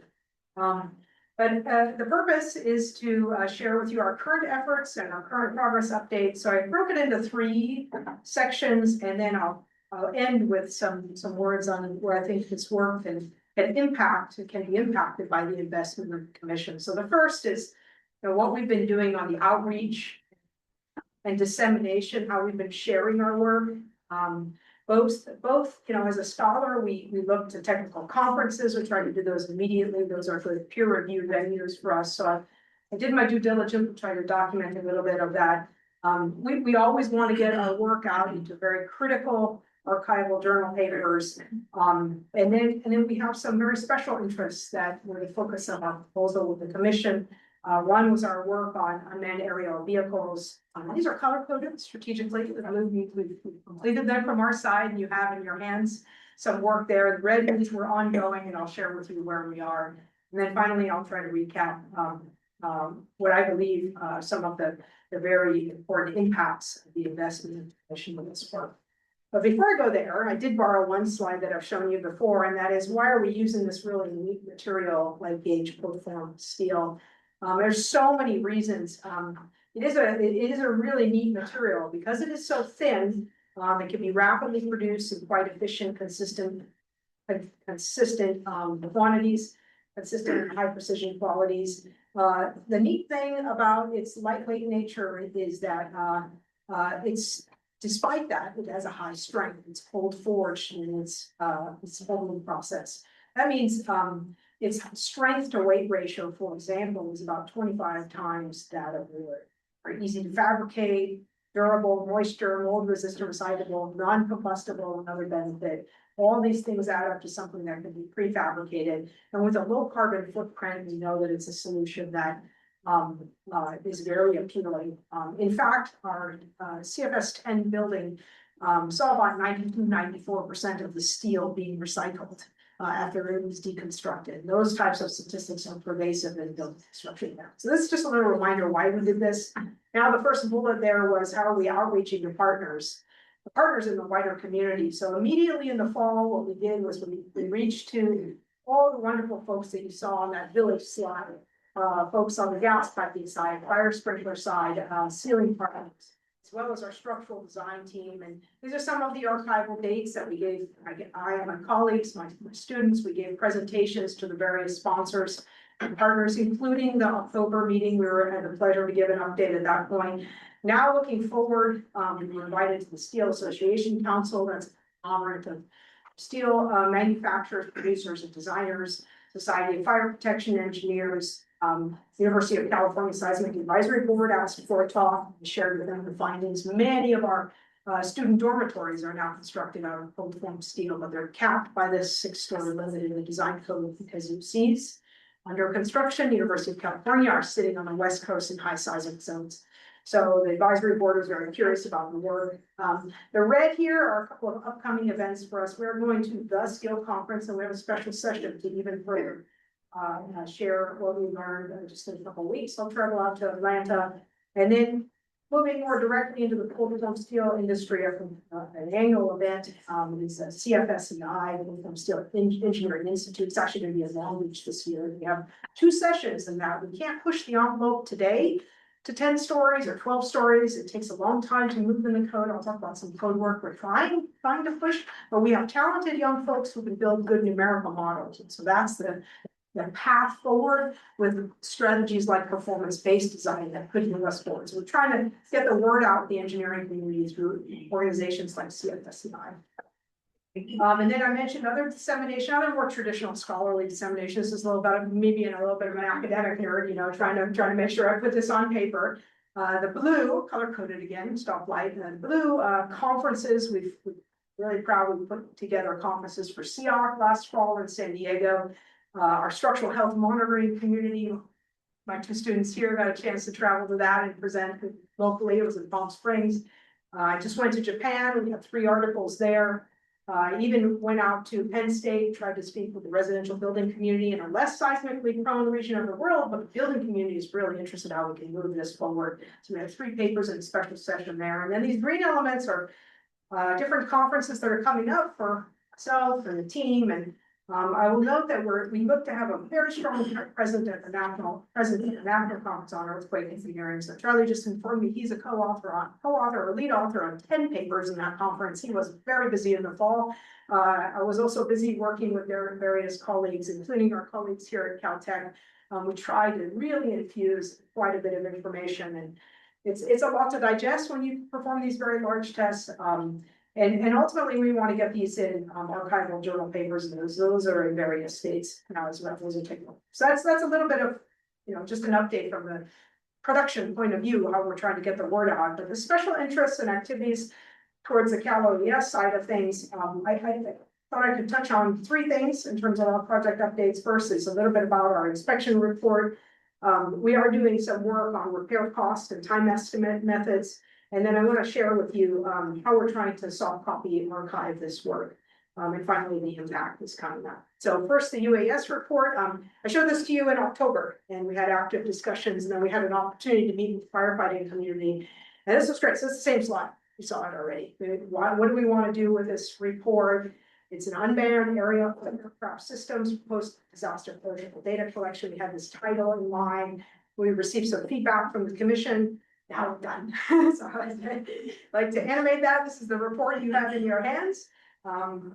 Is it, I don't know if the checkbox comes in. Okay, it does. It doesn't on my screen. It's overshadowed by the Zoom tools. But I do believe it's a comprehensive practice-oriented overview. Providing a basis for the legal, the safe, and the efficient UAS flight operations. It's really written from the perspective of a citizen scientist. My student here is here today, and he did a marvelous job. It was so much fun working on this report. So you can go to this link and you can find it. yes, links work. Right, you can go here and you can find it, or John was kind enough to distribute it, so that's a great milestone. Let me talk about the next, or the second down on the list of sort of the tasks and work under the commission's effort and support. During the very intense physical testing phase, we had several different partners come out and assist with repair cost and time estimates. This is really essential when we're moving into the functional resiliency aspect of design. We need to have information regarding how much cost it's going to take and how much time it's going to take. So we were fortunate enough to have Davies Group, JS Held, and colleague at Degenkolb come out in partnership with NIST, support from NIST and the commission's input on this, to track at different damage states the inspection, an opportunity to inspect during those damage states. So we had seismic tests, of course, and fire tests. And from the seismic test perspective, we had service level excitations, a design excitation, and some maximum considered events that we tested the building under. And of course, we had two very aggressive live compartment fire. So these are some of the dates of that data that we collected. Just to give you an idea of the type of information, obviously all of the photograph information after the design event that we may care about that as engineers. There was quite moderate damage in this particular structure, an increase in, let's say, finish damage, cracking, joint separations. This is all documented in our archive, and we were very fortunate that our colleagues from JS Held and Davies, and as well as the Degenkolb engineer, came out and helped us with processes, because now the question was how much repair time would it take. So we actually have all of these numbers from two perspectives. Don't have results for you. This is one of the tasks that was in red. I'm just trying to give you a picture of what we have. So for example, JS Held predicts $23,000 after the DE event. Davies is on the order of $20,000. Keep in mind it's cumulative. So we have these types of spreadsheets from RS means type of calculations and local repair breakdowns. We have the same type of data for post MCER, and you can see some of the physical evidence, not all of it. Obviously, you see more. There's a bit of a discrepancy right now between JS Held and Davies based on how they broke stuff down. So I don't have an answer to that. I know what's missing from one of the estimates, and I do know this number's going to go up. But one of our lead scholars on this task is looking to collect a little bit more because we know something's missing from their estimate. We did have one instance of structural damage repair, so we reached back out to our partner, our design partner on that. JS Held was good enough to come up with an estimate for that. 5 days of repair, a 2-person crew, 80 hours or so, just under $20,000 for this structural repair. So that's extremely important information to archive. And you can see the breakdown here. So the intent, of course, is to provide this data, document this data, we'll archival it, but then provide it for functional recovery purposes. We have the same type of data for the very aggressive post-compartment fires at each of the level 6 and level 9. So here you can see the rough breakdowns. These are quite aggressive costs, over $100,000 for each of the tests. So this is the data we're still looking at it. It's like first peek, right? We're still looking at, we're still working with JS Held and Davies to finalize this. The other thing we thought we could do, so my comment here is this is still ongoing. The other thing we think we can do is we have one more element to add. We did not add in a little minor rooftop equipment, but the other thing we'd like to do is utilize all of the field data that one of our scholars collected using this platform Open Space AI.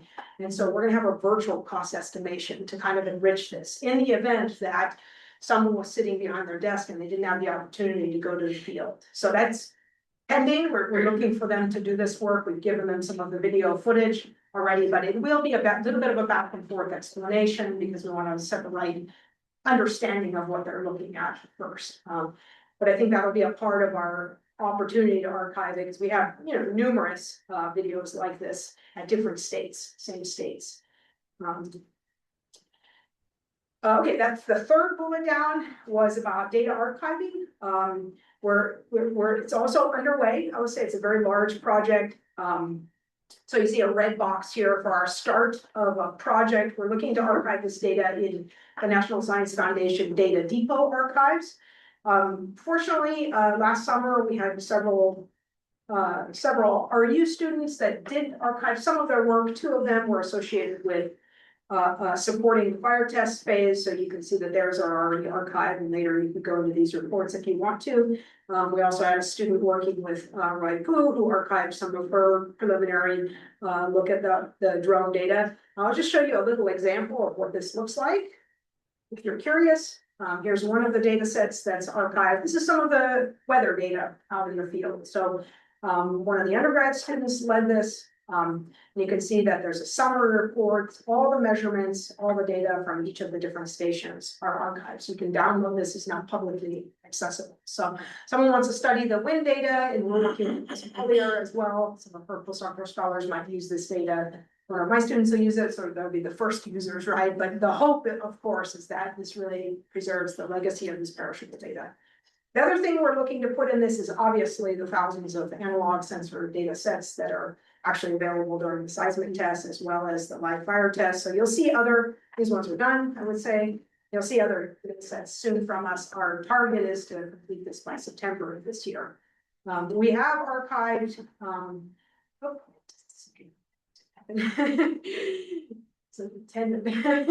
well, we have archived the BIM model of the actual test specimen is kind of a neat little BIM model. So when I do this in my class, all my students like take out their phone and they get there, scan the QR code, but I didn't see anybody here. We're not part of that. Anyway, that's what all my students do. So you should be able to just go into that and navigate through the model. The hope is that if you have a question about the data, like to know what the member elements are, then you can navigate through it. You can take a look at the roof mounted equipment. You can look at the fire sprinklers if you want. There's a couple of canned models. If you want to know the size of those fire sprinklers, if you want to know actually how they interact, you can turn other things on, for example, the sprinklers, this type of thing. So this is now publicly accessible. The student that worked with us on this topic has finished his master's thesis. So it's a great product from the soft copy product from the project, and it will be archived in the data depot as well. So last few points on, we'll try to really emphasize what the impact of the investment was. Well, on the seismic testing side, we have wonderful multi-million-dollar tests like this, but we also have very high fidelity data. And numerical tools are what the engineer is going to use, so that's absolutely essential. So here you can see some estimation of the evolution of the period of the system, which was subjected to these tests. See one of the tests here that I've shown you some of these terrific videos of this multi-million-dollar test here. But now with the data, you can generate actual load shapes, of course, from that data. And then the hope, and it should work. Hope is that course practice-oriented models. For example, my student Jen back there is working on a practice-oriented model. We've got other students working on really high fidelity models, and then ultimately practitioners will work on lumped models, and those would be some of the things they use to move the needle. So that's one of the really important impacts, I think, of large tests like this. Our hope is, of course, to move people from steel and moderate to high zones above, moderate to high seismic zones above the current ASCE 7 height limit. The other things we're doing is non-structural component design methods, studying peak component amplification, values, and then this work on functional recovery. But let me make a remark about the first bullet under supporting design practice, and show you how the team is working towards making an impact or a dent on that beyond the numerical models. We have at our utility, of course, a national building code, our local building codes. We have new building codes such as ASC 7, but unfortunately we have a seismic evaluation in retrofit code ASC 41, which has been an interesting conduit for new systems to get into the hands of practicing engineers. So we have amongst myself and led by Professor Schaefer, we have a full form steel technical group that was just formed right after we finished these tests. Actually, it's under the auspices of the ASCE 41 main committee, so it's one of the subcommittees. And the hope is that we can make a real dent in the 2029 cycle. It's a very slow process, of course. But it's a very nice and diverse group. I would say folks like me that bring in some experimental data, cold form steel experts, my colleague Ben Schaefer, folks in design, TCI to SGH and other places that are using cold form steel, but they're dealing with infrastructure in moderate and high seismic zones. So there is a section on cold form steel in the current 2023 version. These are some of the sections that we're attacking. We're looking at tiering them, really studying the general section, looking at some high priority checklist items. And we're reviewing in great detail those sections to see how any new data that's come along, including this, spawned by this, but there's good data on strap raised walls and vertical connections for posts and other things that should now move the needle. So it's a collective effort of a bunch of good folks who have some experience, and this data will help move that along. So that's some work we're doing.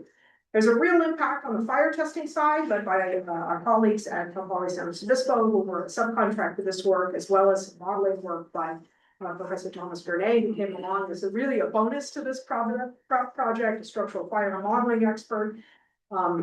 But we had extensive interior and exterior measurements, of course, throughout these fire compartments. Absolutely fabulous contribution to validating fire compartment models, and you can see some of them here. Here are the gas temperatures within the compartment at level 9 compared to the measurements, and the ozone model, the traditional ozone model that would be used. So you see it's capturing up until the peak, but there's some decay issues, and it's because we really didn't have quite much data actually beyond that. So our structural fire experts are excited to try to update their models. Those cooling durations had not previously been accounted for, especially in the ASTM tests. So this is very unique set of data. And the impact on structure, of course, had not been accounted for. So you see folks wanting to build cold form steel subassembly models like the one you see here. This is some work by Thomas Gurney and his students trying to utilize a basic finite element model, capture the hot side versus the cold side, and how that progresses through with time and cooling of that CFS subassembly. Then we have some issues with regard to flooring systems and compartments. And in one of our tests, we actually observed about a 2.5 inch deflection of the midspan. And so the development of that deflection, of course, we want to capture that in models. That's something that really needs some attention. Another very important impact, I think, is our opportunity on these large scale tests to study with remote sensing tools the behavior of large infrastructure. And so fabulous student is here today working on this topic. It was the reason we led to our inspection report as well, but he also developed a multi-hazard UAS. So I think these are, they tend to be inspiring commercial developments and things like that. So you see a lot of UAS systems out in the field. They try to onboard sensors, but they don't really have the test case at their utility. But I think our firefighter colleagues are looking at these kinds of things. They want to get things on board. So this is a proof of concept to try to get things integrated. So we're looking at documenting how we did this, but gave us some fabulous data. And in fact, this is something that Professor Emberley put together. He looked at his temperature data, all of the measurements, both inside the compartment as well as on the studs and on the ceiling. And you can see that you're looking at, you're perched from the unmanned aerial vehicle close to the structure and close to the ventilation source, speeding it up because it takes a long time because of long duration burn. But the impacts of the physical elements, such as the gypsum falling off, which you'll see in just a moment, I think, if my time might talk correctly. Yep, there you go. There's the impact of the gypsum falling off and the decay and the cooling period and how that affects the damage that ensues. So there's more measurements and much more to mine out of this and calibrate and compare with that. So with that, I want to thank the commission once again for their continued support. My last comment is we're still on the quest for multi-hazard resilient infrastructure, and we have a wonderful collaboration here, and I wish us all the best and move this forward. Thank you. Well,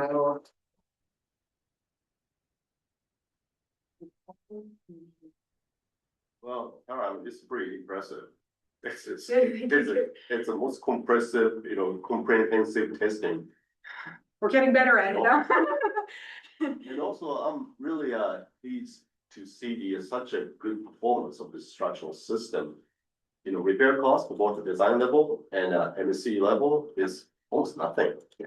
Yeah. I mean, it's pretty sizable. Yeah. Structure. So full disclosure, I mean, our drift amplitudes were pretty moderate. We did not want to go over about 1.5% in our kind of our target motions. So, students were running models or trying to get some predictions, but the acceleration amplifications were still high, 3 and 4, and the things we see in design. The nice thing about, I don't know, in retrospect, I think the nice thing about wall brace systems is they have quite a bit of redundancy and reserve capacity. So I think a good lightweight system like this is such a fabulous alternative in that regard. And we had actually we uncovered that structural failure. Like we pulled the gypsum off. I think I talked about it last time. Pulled it on, we're like, oh, there it is. Wow, what's going on here? That could be cause for concern. But guess what? It's along a wall line and there's 4 other walls actually, which would be in that spatial dimension. So like you should feel pretty comfortable if you're the design engineer that there's not a cause for collapse. So there's just a $20,000 repair. Yeah, exactly. I mean, 20,000 doesn't design level was almost like you made occupancy time. Yes, exactly. Yeah, that's the next step. I think once we get those virtual cost estimates, maybe circle back. I'm actually meeting with NIST later this month, and when our cost estimators, one of our scholars that's working on that topic, when we get the virtual cost estimations, kind of can have all of them because there's going to be variation. So it's important, I think, we study all. But those are very reasonable numbers. I don't think they're going to skyrocket. What would be like a floor acceleration say? What was the acceleration like? Let's say I don't know. Oh, we didn't go over 3 Gs. 3.5 Gs. What was our highest? 3.3 Gs, Charlie? You remember these? Value of amplification. Amplifications were on the order of 3 to 4, and some of the vertical amplifications were very large. And I think with a redundant steel system, you can expect that. So that's something that one should think about. That's why the other bullet I put there is studying the peak component amplifications. I think needs to be. So you can get much with yielding, right? This strut system. The strains in the strains in the cord studs that we measured, which was a small percentage, less than 100 strain gauges, actually, probably 15% of them we actually measured. If I pick a number, I don't remember the actual percentage but we picked wall lines, we picked high, we picked low, we picked cord studs, hot rolled sections. Those strains were less than 20%. So you think that capacity protection of 5. That's fantastic, actually. So most of my energy dissipation caused by that. The steel sheathing. Steel sheathing, That's what it is. Yeah, and you could see it in the gypsum. You could definitely see it. I didn't show too many of those types of photos, but that's what manifests first is the finishes. Like if you look at like component tests, it's very indicative of what you see in a steel sheet. I had a student before this who ended up one of our continuing scholars on this program who was testing steel sheathed walls with gypsum. That was sort of the impetus to try to get it into a taller structure. And those finish values are 30% or so, right?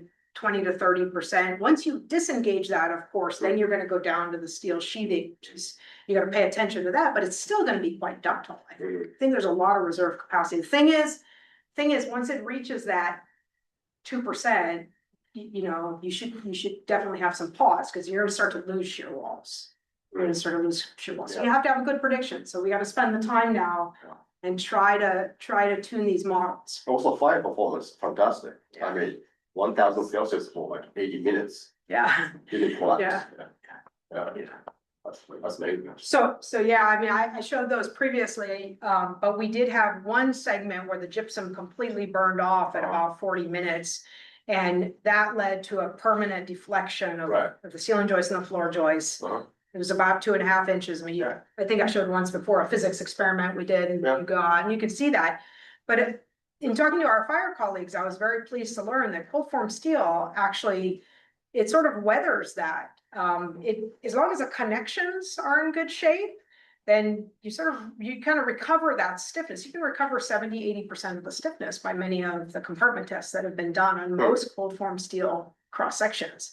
So that's fantastic. We had the USAR folks come out. I was able to call them and they did a temporary shoring. I might have showed some photos of that in the past, and they did a marvelous job shoring it, and we recorded that, but probably didn't need that. I mean, it felt a little like a, like a fun house effectively on that floor, but it was stable actually. And it was only one floor out of 10 floors, so.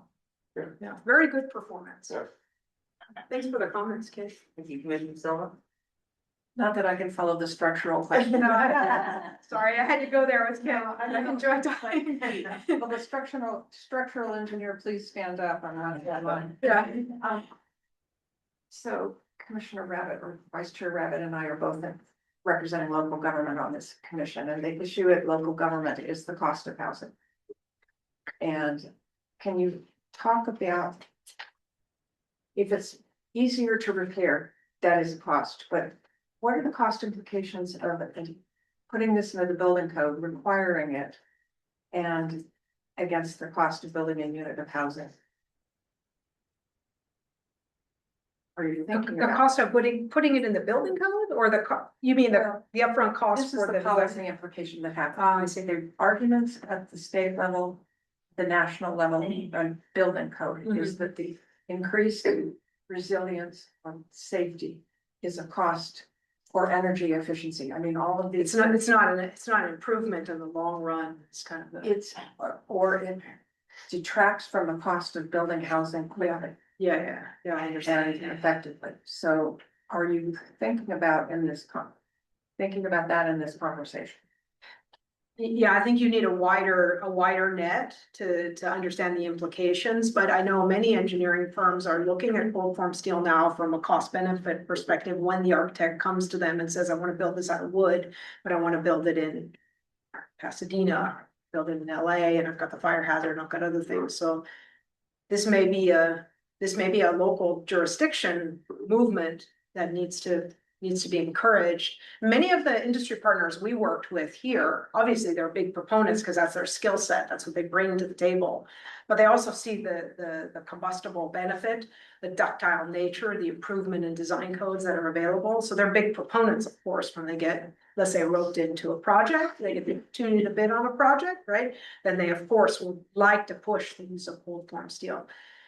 I know on our campus, I'll speak about UC San Diego's campus, some of the living and learning commons have explored the idea of cold form steel for the lower rise structures. It's been a trades issue. I've seen them run into trades problems because mechanical suppliers and other things are sort of abutted against the wood contractor is much more comfortable with poking holes in wood walls, for example. And so some of those local issues might supersede. I do know of at least one case on our own campus where it's superseded. It's not to say we shouldn't still be encouraging it just because of all the benefits. I think the more we can do on the science side, I think the more it'll be recognized and accepted. I don't know if Kit has more to add on that. And I think that's really related to the cost of a wood versus the cold form. Sometimes wood is more expensive than cold form, just depends on that. Depends on the market. Yeah, market. Yeah. Like for example, we need to reconstruct 15,000 houses here in LA. We lost 15,000 houses, right? Mhm. There would be certain time comes where the wood would be probably prohibitive expensive. That reason is the labor shortage happens, you know. Then different labor is actually built this cold form. Yeah. And panelized cold form steel is really inexpensive. So most contractors will tell us they like to work with the panelized solution. Right. And I think I talked about previously, we built this in a multi-construction mode. So that gave an opportunity. So I do think the panelized contractor is gonna see a real boon and opportunity because it's very efficient. Yeah. I think so too, here. Yeah, Sure. here in particular, if you think about Southern California, how much in different jurisdictions in Northern California, maybe in some of the housing solutions in the Bay Area, for example. State building code. Yeah. Are there any other questions? Any public comment? I would thank you, Tara, for being here and giving us the update. Appreciate it.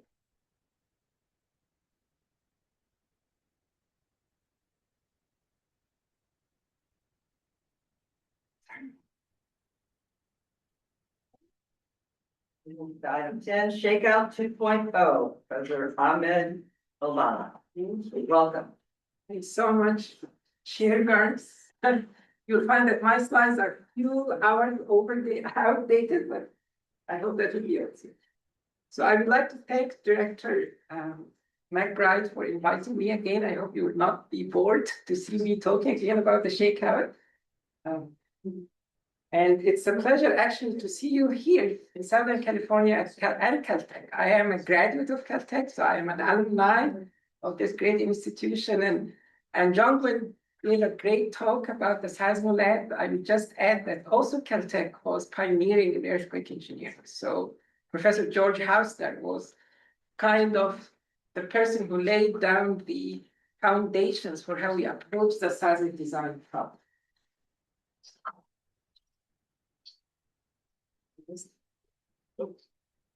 Okay. Great. So my presentation today is titled A New Scenario for a New California. And I hope that through my next 24 slides, I will make the case for the need for this scenario.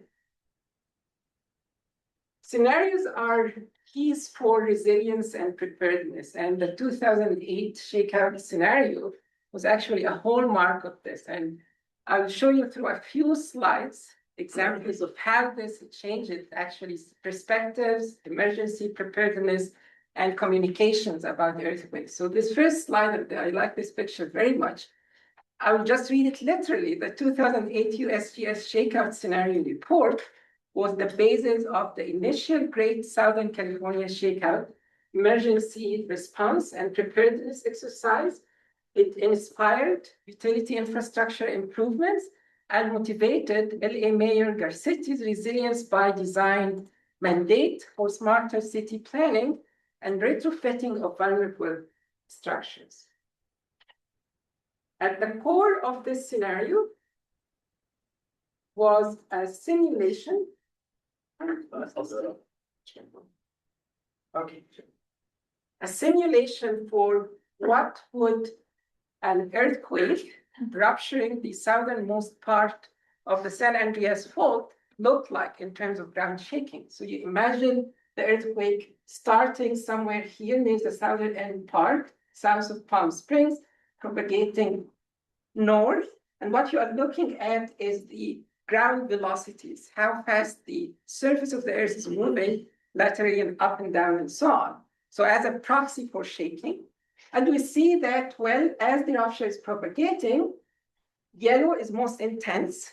Yellow and white is most intense. So this is concentrated around the fault, in the near fault area. But then something interesting happens as the rupture approaches San Bernardino, or the waves come closer to San Bernardino, Anaheim, and Los Angeles. You'd see some sort of warping that happens in the wave field and channeling of this energy into these areas, which happens to be basins, like the sedimentary basin that John Gwen mentioned today. And we'll see that as the waves go through these basins, it will get amplified. So the shaking amplitude goes up. But something else also interesting happened. The rupture continues on the segment on the fault, right? It's propagating here. But look at this area. Now it's kind of isolated and it's kind of continuous shaking. And what will happen is that the earthquake itself will stop on the fault. No more motion on the fault. But these parts would continue shaking for 30 to 90 seconds later. So it's gonna be, I don't think even a Disney ride would make that, but it's gonna be there. I'm sorry to say it, but yeah. So another thing, the shakeout scenario in 2008 led to this great shakeout earthquake drills. It started for Southern California and then grew to be a global exercise with millions of people kind of contributing to it every year. And we definitely are very thankful for partnership with FEMA, NERA, CalOES, and USGS on this. And by the way, if you attend one of these shakeout drills, there's a shake truck. So you could also kind of experience for maybe half a minute how shaking would look like. I'm glad my comment is continuing to come up. It's fantastic. Yes, we should actually get funding from Disney. And then one last thing is, among many things, is this wonderful circular that the USGS and CGS kind of co-authored. And if you take a look at this circular, it's a story that Southern Californians are writing. It's a fantastic timeline for the earthquake day and the period that follows it. And it actually goes through, few minutes before the earthquakes, people are in school, work, whatever, then the earthquake hits and what happens after that, and so on. And it kind of paints a picture of what would be happening if we didn't prepare and what catastrophe would follow if actually we neglect what is going to happen in a scenario like this. But it has been almost 20 years and the science has moved, the world has changed, and so our plans has to be updated too. And I'm just pointing out a few of the things that have changed between 2008 and now. In terms of the science, for example, our models for earthquake recurrence and rates has changed. So actually some probabilities for larger earthquakes in California has come up. The ability to resolve this ground motion field that I showed is becoming better with all the kind of denser instrumentation and DAS cables as well as computer simulations that we can run. In 2008, we didn't have an earthquake early warning. We didn't have shake alert. Now we have an operational system and we'd like to make sure how this would perform. And is it kind of performing as we expect in terms of connection to infrastructure and so on? Of course, the scenario considered the effect of cascading hazards and fire following earthquakes, but even this has changed too because of the climate change and the temperature fluctuations and so on. And we had a remarkable lesson from the 2025 LA fires that we have to take a note from, because if the earthquake does not care what day of the year it's gonna happen, if it happens when the Santa Ana wind is at its height, or it happens when the weather conditions are not favorable, we will get orders of magnitude fire damage than the Eaton fire. There's also the fact that CGS, of course, did make a great effort in mapping landslides areas and liquefaction areas in the state. But even these maps need to be periodically updated, especially now because of climate change. Changes in the groundwater table and changes in temperature kind of and slope stability after fire, for example, it becomes more prone to landslide triggering and so on. So these kind of multi-hazard maps has to actually evolve also to account for the climate change. And on a practical point of view, California GDP 20 years ago was about $2 trillion. Now it's about $4 trillion. And California is actually a country. It's the fourth largest GDP in the world, and we have to treat it in that way. So there's a cost for the gap between what was accounted for in 2008 and what's happening now. And some examples of this is that, of course, plans are now grounded, and I'm very happy, of course, that the emergency services take the shakeout scenario as a baseline for their preparedness. But this is why we need to kind of advance this baseline to be according to the best available science. We still have lots of vulnerabilities in our built infrastructure. I will talk about soft stories and the progress that's been happening in retrofitting of soft stories. But there's also unreinforced masonry structure. There are non-ductile concrete structure that hasn't been retrofitted, and these are known vulnerabilities.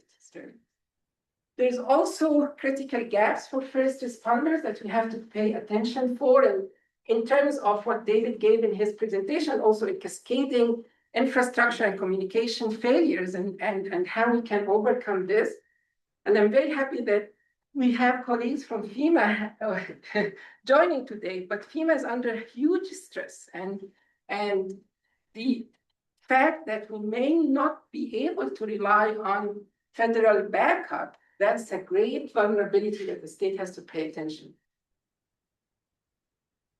So one message that you will see weaved through this presentation is California must be self-sufficient and must be prepared to act alone in the event of a large urban earthquake. It's not a fault that we abandon the necessity of federal assistance and federal funding, but it's a fact that we have to deal with. Again, California is like a country on its own. And these are just some statistics where the most up-to-date science is suggesting we have a 1 in 5 chance of getting a magnitude greater than 7.5 on the San Andreas Fault. The last earthquake that happened and ruptured part of that segment was 169 years ago, the Fort Tejon earthquake. But the one that actually ruptured the most southern part of the San Andreas Fault is over 300 years ago. And if we just look, it's not precise, but if just look at the average recurrence time of these events, it's about 150 years. So we are actually, this again could happen today, could happen tomorrow, could happen in 30 years, what's gonna happen? Because the fault is just keep loaded and loaded. So just again, very quickly, in terms of the science, we can develop now better rupture forecasts for what's going to happen on California faults. We have more advanced ground motion simulations. We can look into the details of the rupture through these dynamic rupture physics better. We have better mapping of the structure of the subsurface in California, the rock types, the seismic velocities, and so on. We have more powerful observational networks, and we have methodological advances that allow us to now also kind of run different forecasts, compute probabilities, and so on for the impact on what this large earthquake will produce. And the cost, again, is real. I mean, the 2008 scenario projected about $213 billion in losses. If I don't do anything and just adjust it for inflation, it would be over $300 billion in today's currency. But if I start looking at how our infrastructure has expanded, how we are now very dependent on digital technology and telecommunication, the population growth, the growth of the GDP, the synergies between climate and earthquakes and fires, it's very easy to project that this number is going to exceed 500 billion and might go actually towards $1 trillion loss. Remember, again, the California GDP is about 4 trillion. The LA GDP is about $1 trillion. So it's gonna be an event that California and Los Angeles has not experienced it probably throughout its whole history. But we can do something because we can identify the gaps and we can start acting on them. And there are, maybe I just would highlight 3 gaps to keep in mind. One is this idea of winds kind of supercharging earthquake triggering fires, right? So this synergy between the different hazards, the wind, the earthquake produces fire, the winds are actually keeping the fire ignited and preventing rescue services and so on. So this is one thing to keep in mind. The other is the earthquake, as David mentioned, does not happen as an isolated event. An earthquake of that size, magnitude 7.8, would trigger weeks of aftershocks. Some of these aftershocks are expected to be also magnitude 7 or 6.8. So they are gonna be large earthquakes of their own, and they could happen in a spatially kind of in an area that's close to the main shock. So that's kind of amplifying the compounded risk that would be triggered by such an event. The second gap that wasn't considered in 2008 is now our life is so much intertwined with the internet and the digital and the telecommunication. Our economy is so much digitalized. And remote work wouldn't be possible except because of the internet and stuff like this. So there's a real risk that we might go through a period of a digital shutdown when the internet cables get kind of disrupted because of landslides and liquefactions, when the power grid kind of closes down because failures in the power grid system and so on. So we have to take care of this. And that's an area that was not, again, 2008, we do have internet, but that our reliance with the internet and the digital infrastructure was not that big. there's also something that we need to pay attention to now is these kinds of hazards and disasters could open gaps in our cyber infrastructure security, which could also be a vulnerability that others could explore. And then the third thing, which definitely was considered in 2008, but needs to be revisited given the changes in the climate condition, is this climate condition hazard maps, updating our landslides, liquefactions, accounting for fire following earthquakes, and the synergy between fires and quakes. I mentioned that in 2008, there was no shake alert system. We now can estimate, for example, the warning time at different places based on the shakeout scenario 1.0. And some areas would be in a late kind of warning area. If you are really closer to the fault in the southern part, then you would get maybe no warning at all. Other areas could have maybe 30 to 60 seconds of warning. And these numbers would change depending on where the earthquake is going to start. But there are also kind of 4 things that I think we may like to pay attention for. People need to understand that there is a late alert zone, that they might not get the alert before the earthquake hits, but at least they will get an alert that, well, this is an earthquake. There's also a special type of earthquakes that produces shock waves instead of producing this nice kind of wave field that I showed in the movie. These are called super shear earthquakes, and these are going to enlarge this late alert zone as well. And that's something we need to redo our calculation to understand how big this late alert zone is going to be. The second one is automated integration. The value of the shake alert system is amplified when decisions can be made very quickly based on the alert. So integrating into the different infrastructure, transportation, metro links, and stuff like this is really important. Another thing we keep in mind is when we get the alert for the main shock, but as I mentioned, this main shock will generate lots of aftershocks. Are we going to trigger alerts for all aftershocks? Is it going to cause an aftershock fatigue, right? And what happens when there's also an aftershock large enough, right? And disruption in the delivery means, right? Because if you lose electricity or communication, you will not be able to deliver these alerts as expected. So this is another thing we need to consider. And then the federal funding uncertainty and NERAP authorization is still kind of not settled yet. And that the funding that the federal government is also given to shake alert and other earthquake hazard activities is uncertain. So again, this is a call that we in California has to be self-sufficient. On the vulnerability of infrastructure and buildings, I mentioned the soft stories and non-ductile concrete. So LA has made great progress in retrofitting soft story buildings. Almost 75% of the soft story buildings have been retrofitted, but there's still 25%. And this 25% is also biased towards like lower income people and vulnerable communities. So we have to consider this. The non-ductile concrete is actually the worst status. And maybe LA only has the mandate to retrofit non-ductile concrete, but other places don't have such a mandate. So we haven't made that progress yet. Preliminary reruns of these kinds of shakeout scenarios is showing that ground motion can be amplified in specific places compared to the baseline that the shakeout scenario 1.0 predicted. And in the shakeout 1.0, ground velocities as high as 2 to 2.5 meters per second were reported.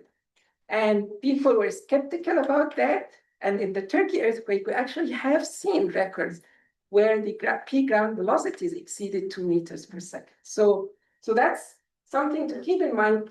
We see messages coming from other places, other big earthquakes that are very similar in tectonic setup and urban infrastructure to us here, and we have to take lessons from these earthquakes. And I will reiterate again that we have the responsibility to be prepared and plan to stand alone, at least for some time, right? And this is kind of compounded by the fact how FEMA is stressed, and if there are multiple hazards happening in different places in the country, the available assistance to California, even under normal conditions, could be reduced. And we have seen such thing in maybe back-to-back hurricanes, right? That kind of deplete FEMA's ability to respond. Again, we should do our best to help support FEMA, of course, and advocate for it, but that is something we need to do. Unfortunately, because of that stress too, we used to have a BREP program here that got kind of eliminated, and that with it like 30 million plus of funds have been canceled in California seismic retrofit grants. The Cyber Security and Infrastructure Security Agency, and again, we were talking about vulnerability to our internet, our telecommunications, and so on. This is also facing budget cuts and facing reductions. So California has to kind of jump in and fill that gap until we figure out what we can do to change the federal support landscape. And a couple of other things that I want to highlight is the earthquakes, as I mentioned, comes as a shock, aftershocks, cascading hazards, cascading disruption, but there is a very strong societal component in how the society is going to respond to the earthquake. And how the society is going to respond to the earthquake is also the distinction between a disaster and a societal collapse, right? So people, of course, are very kind and very helpful to each other in the beginning period after the event, and they will come to jump to help one another. But we are talking here about disruption that can extend for weeks, or even in some cases months. So what would happen during that extended period of time? We are living in a completely different media and communication landscape now compared to the 2008 media and communication landscape. And COVID has shown us that if we fail in our communications, well, others would fill in that communication void and gap, likely with misinformation, which would drive different patterns of human behavior that are mostly not very pleasant. So that's another thing that we have to take care of. Lack of trust in government and institutions, unfortunately, kind of exaggerate the impact of disasters. And disasters are usually kind of experiencing disproportionately with people who are more vulnerable and less privileged. So that's something we need to take care of, especially when we're considering resource distribution. And that's the beauty of running scenarios. It informs our emergency management that within limited resources and profile of hazard and risk, how we can optimally kind of distribute our limited resources. And from COVID, also, we have to really plan for months, not days. So one thing is that California must be, again, self-sufficient in preparing for a large urban earthquakes. I'm sorry to bore you with this, but this is going to be a recurrent theme. And this is just an example of what types of vulnerabilities we might be exposed to because of the changes in the federal policy. So in the new president's request for year 2027, the USGS is, not the USGS, but the president is proposing about $32 million in cuts for earthquake hazard program out of its $92 million budget, which is about 33%. And this is kind of disproportionately going to cut funding for Shake Alert, about $25 million cut for the Shake Alert program. And also research funding for universities. And when you think about earthquake research in the US, it's overwhelmingly concentrated in California. I'm not saying that we should give into this. We probably will be able to push back through our Congress and so on. But that's also another reason why California should and must support the science and engineering needed for its resilience. The federal assistance is awesome, it's really needed, but California should think about this very seriously now. And there's a bond measure that's kind of being pushed to be on the ballot in November to allocate $23 billion for California Science and Health Research Act, seismic resilience, seismic research, earthquake engineering, and earthquake research must be a big component of this plan. This is also just the beginning, because I think that California with its size needs actually even more than $23 billion. And finally, this touches on the point of, are our hazard maps still kind of valid? They're largely valid, but really some of its components need to be periodically kind of updated, again in liquefaction because of the groundwater table fluctuations, in the landslide because of the fires that affect the stabilities of landslide. And the good thing is that UC actually has made some initial progress in providing a framework for dynamic changes of these maps. So given the urgency, we actually started getting the teams together to push for the shakeout scenario version 2.0. Dr. Lucy Jones, who led the first scenario, Dr. Kate Shearer here from the USGS, Dr. Sarah McBride, thank you, from the Seismic Safety Commission, and Dr. Wendy Bohan from the California Geological Survey, and then John Jan from Caltech and the Seismo Lab, of course. John is with Lucy Jones Center, and me and Mark from SCEC. And this is just the beginning, because actually we had a meeting yesterday for initial planning, and multiple users were present in that meeting. So we're very excited to start pushing that initiatives and putting together the resources and the expertise that would make it happen. And we have ambitious goals, but they are achievable because we knew that we can do it in 2008. So we better be able to do it now in 2028. And in fact, I don't think we have a choice. We really need to update our plans based on the best available science. Otherwise, we are gonna be blamed anyway, but we are gonna be maybe super blamed if we didn't do that. So the goals are assess the impact of our interventions, because changes has been made over the last 20 years, and there are positive things that came out of these interventions. So we need to evaluate that and see what we have missed.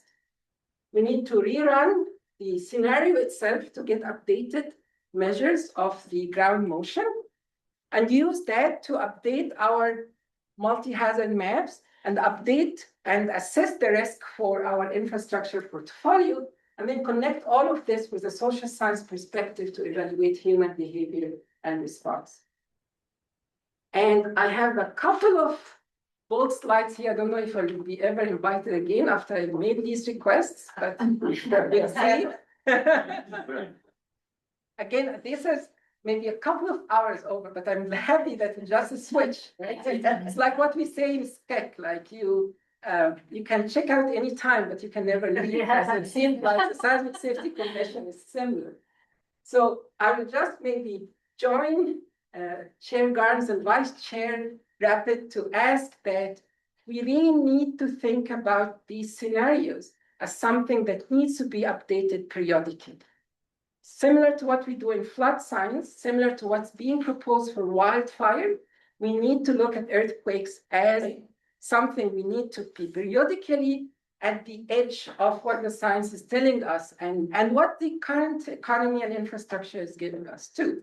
And one thing that Chair Garnes' experience in this mutual aid framework is very critical, because the scale that the scenario would be affecting is not only one city, it's gonna be a large area of Southern California with multiple counties, and we have to make sure that we have the infrastructure for mutual aid present for it.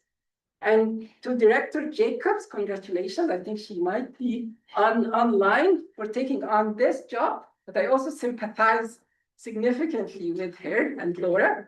And again, at a time where there is a significant reduction in the federal response capacity, it's on the honors of California to take the charge, right? And so with the updated shakeout scenario as a science foundation for California's multi-month earthquake reserve and response planning, we can take this to other areas in California and precisely forecast what do we need to do in terms of resources and actions to make a difference. And maybe Commissioner Kimlo-Bass is not here anymore, but I mean, I like the fact that she always commented on the water part, and this is super critical, not only because water is a commodity that people would suffer from not access to it for some time, but without water, we'll not be able to put out the fire, our hospitals will suffer, and so on. So we really need to look into this water system restoration timeline. Commissioner McGowan, right? And my ask for him was yesterday, would you be my friend? Because he made very impressive comments in the user meeting that we had yesterday about the gaps between the expectations and the reality of the response. And I take this, his comments was already signaling that he's buying into the shakeout scenario version 2.0, but I need to make this request kind of formal because LA, of course, is a huge county and would be severely affected in this aspect. Commissioner Miyamoto, as a structural engineer, and I am actually trained as a structural engineer a long time ago. This is the experience you bring in terms of disaster resilience and what you have seen in earthquakes all over the world translates very much into what we expect to see here. We are better than other places in many aspects, but we are worse in also other aspects. And we have to account for this. We don't need to leave vulnerabilities unchecked. Like we have to push into our retrofitting mandates and we have to update our codes to account for the ground motion simulation. So Commissioner Claire, I saw how passionate she is when we're talking about schools, right? For the community seismic network, I think schools are very much also shelters for response, and we really need to make sure that our schools and buildings are prepared to serve without damage under these extreme conditions. Of course, Commissioner Wells, his experience in the fire resistance is very important. And I don't know, Larry was here, but he might have checked out. But this is, again, the fire following earthquake is a serious problem. In 2008, it doubled the losses. Today, its effect could be disproportionate. So you have to consider this. And Commissioner Silva, I should add here the Disney recommendation, but of course, you know better than many that our preparedness should be grounded in best available science. And we have to update the kind of our plans to account for how our vulnerabilities have evolved and so on. And Commissioner Bumberlove, and in something that's very synergistic with what we are looking at is we take these outcomes from the shakeout scenario and try to create a pathway for incorporation in seismic design codes. That's very critical, not only in the shakeout scenario, but all the information that we could discern from actual earthquakes and simulated earthquakes as well. And because one vulnerability we have in our infrastructure and our design approaches is that we design for life safety, which is great.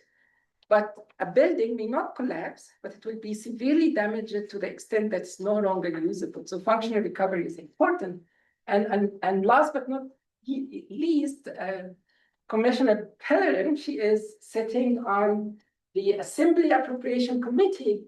And given how critical California needs to invest in its resilience and preparedness, we look forward to pushing appropriations ask for supporting earthquake science and engineering and resilience planning. So let me finish. Here are 3 actions that I hope the committee will endorse. It endorse the new shakeout initiative and adopt a legislative recommendation for a mandatory update cycle and establish a working group that can act as a bridge between science and policy and help with the resources that could kind of support this initiative further. So the fourth one to ask for permission, the earthquake could happen right now, right? I don't control it, unfortunately, no one here does. So that's something we need to live with. And the 2008 checkout scenario gave California a scientific foundation that was really important. And now it's time to build a new one because we know the earthquake is coming. We have the science to update our plans. We have the tools to reduce the losses if we all come together. And we have the organizations that I listed in my presentation available online and here in this room to make this happen. So I invite us all to build the shakeout scenario 2.0. So thank you very much. Thank you. Taking a long assignment. I hope it was Something okay. you did. And I hope I got you scared a little bit, not too much. We'll bring it to commission for questions. Anyone have a question? Oh, Commissioner. Okay, so LA County. yes. LA County has estimated about 3.3 million structures. Out of that, 70% is residential, made wood, 2 million structures plus minus. And non-residential is for 1 million. They're, kind of deal like this. Yes. Right? Yes. Based on the analysis you did, that scenario you have there. So for residential construction, for direct damage, not by the fire, but just direct damage by the earthquake, I'm so not able to use that. What do you think percentage of it, say, red tab? Yeah, I need to look, like I can share with you this detailed data because I think it was deep into the shakeout scenario 1.0 report, right? And since then, most of the vulnerabilities that were identified were in soft stories and non-ductile concrete structures. Right, and based on this, some progress has been made, some has not been kind of applied yet. And so the shakeout scenario 2.0 is needed to evaluate with the current landscape of structures, what percentage now is damageable and what's not. And the other thing is, we haven't looked that closely to near fault earthquake effects or aftershock effects in the shakeout scenario 1.0.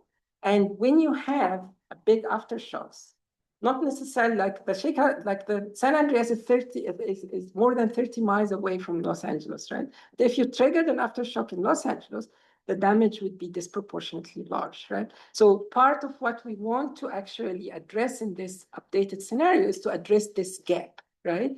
And so I will get you the numbers from the shakeout scenario 1.0. But just a discussion purpose. Yes. For residential construction. Yes. Okay, current state of what we have. I would say red tag would be 5%, which is 100,000 buildings. Okay. For the non-residential construction, 10%, with big construction, red tag, right? Which is 100,000 buildings again. That's what direct damage is. Now, earthquake insurance coverage is less than 10%. That's an excellent point. So out of 200,000 building stocks which been damaged cannot be used, only 10% can afford to fix something. But not, you know what I mean? So 180,000 buildings kind of sits there, right? But I'm talking about only direct damage here, but fire damage is much more. What is the expectation of the, not like sometimes it's too, extreme. Yes. Some average day. Yes. In an LA basin. Right. So that simultaneous ignitions was about 2,000, right? Yeah, I think 10,000 That's ignitions yeah. and maybe 300,000 buildings would get kind of fired then. 200,000. Yeah. Yeah. After like 8 hours. And so in that sense, And that was for the October/November mild day. So 300,000 units, right? Yes. Fire damage. Okay. And Now, of course, some buildings have been kind of a bit updated because of the investment in wildfire resistance and urban configuration, but it's not yet, it's not enough. well, yeah, but because most of the building stock is older construction. Yes, You know. yes. Out of that, the fire insurance coverage in California is averaged by 90%. So that's covered the 90% of a 300,000 damage. Yes. So Maybe 10%. supposedly. Yeah. Okay. But I don't know if the insurance industry has a capacity to do 300,000. No, Even 15,000, you know, that's kind of Exactly. out of it, right? And newer buildings are actually having problems also getting insurance coverage. I was gonna say that. Yes. So if you think those things, so it's, and also, I mean, no federal government in the world, in the United States or state, doesn't have money to cover things like this. You know what I mean? And so it has to be like a insurance driven like this way. You know, to govern this process. Well, That's about. And in yesterday's meeting, as well as I mean, I'm a SCED director, and it has been 98 days since I took on this role. But CEA, for example, right, has historically supported SCED to do some of the modeling for earthquakes and so on. And yesterday, Janil Mafi from CEA was present in there. So getting the insurance companies to kind of pay attention to that problem that could happen, not because there's a wildfire, but because of the earthquake is important. Right. Is very. So potential loss could be, I mean, the damage, I mean, loss of insurance like $25 billion for this particular 15,000 houses. So talking about the 20 times more. Yes. Yes, which. 25 billion times. You know what I mean? Yeah, it's larger than the GDP. 25 times more than that, right? So that there should be good motivation for insurance industry to invest something for the fire components of that. Yes. You know? Yes. So I think communication with the industry, how we can actually save their money down the road. Right. No, I think that'll be probably the most important discussion I said, California. And I think having the buy-in from the state of California, from the Seismic Safety Commission, from Callaway, shows credibility, right? And as we are doing the science, as we are doing the calculation, like once, like we could continue the communications with these insurance companies, because as you mentioned, it's never possible. It can't be that a single entity can take on this loss. And something that I didn't mention here is that a disaster of that magnitude is actually a national security threat.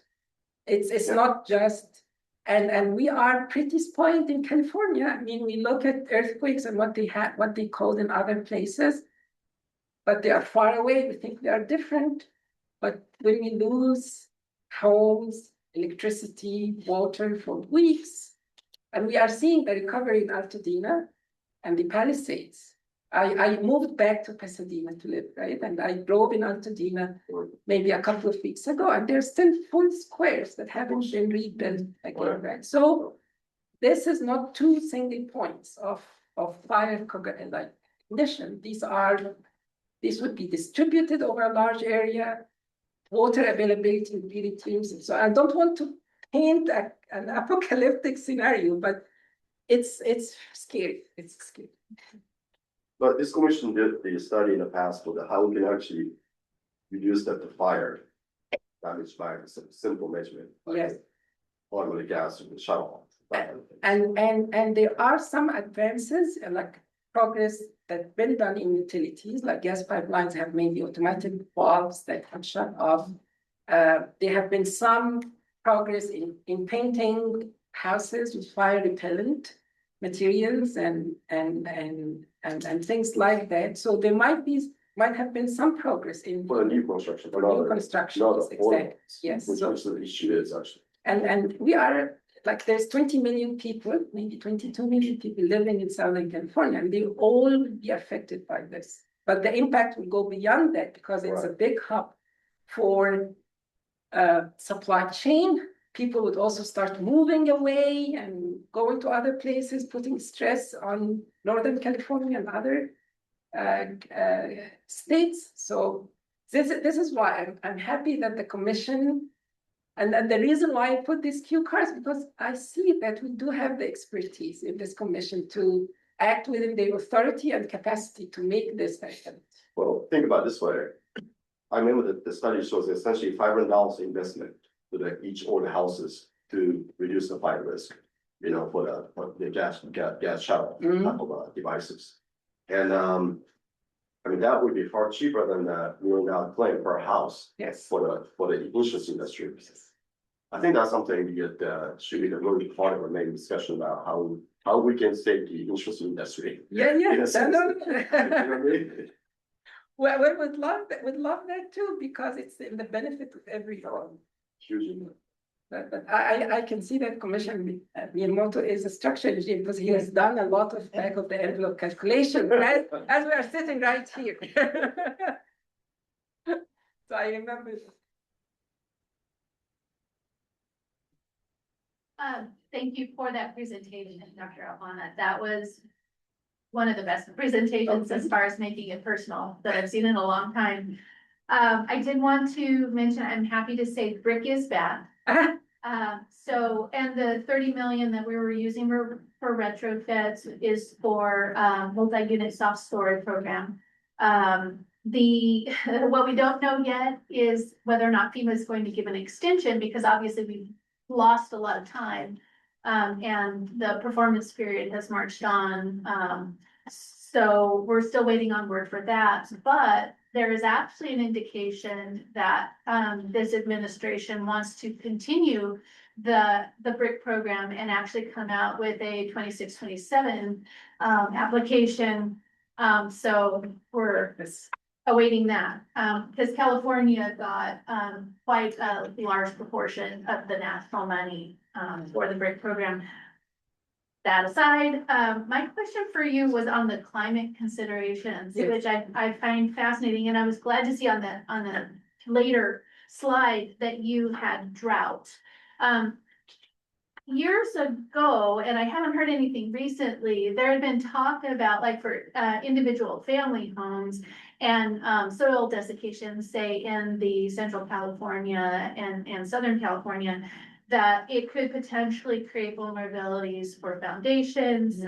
Obviously, we know that subsidence, which can also make buildings vulnerable. Right. And so I was wondering if that was figured into your modeling, because I didn't see that part of it. So that's an excellent point to raise. So there are multiple dimensions for that problem. So if you have a drought and the groundwater table is depleted, and then that's followed by, say, a rainstorm, when ground motion table goes up, this kind of changes the soil compressibility, and the buildings could start experiencing differential settlement that could be damaging for the building itself. But also with the drought and the reduction in groundwater table, especially if there's also fires and so on, the soil cohesion kind of changes, and the vulnerability to landslides becomes higher, right? And so now it's not the question of the system of the building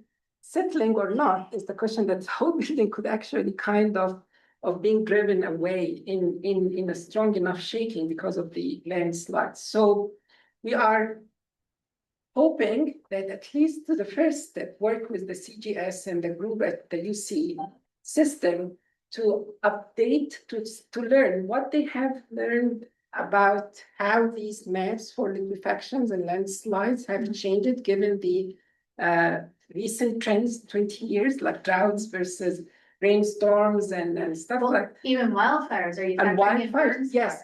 fires? Exactly, that's affecting the soil, the slope stability as well. Because now we have one going right into Los Angeles. Yes, and I kind of forgotten because I mean, before moving back, I was a student here postdoc at Santa Barbara, and then for 12 years, I was a professor at University of Illinois. Illinois doesn't have any topography, as you might know.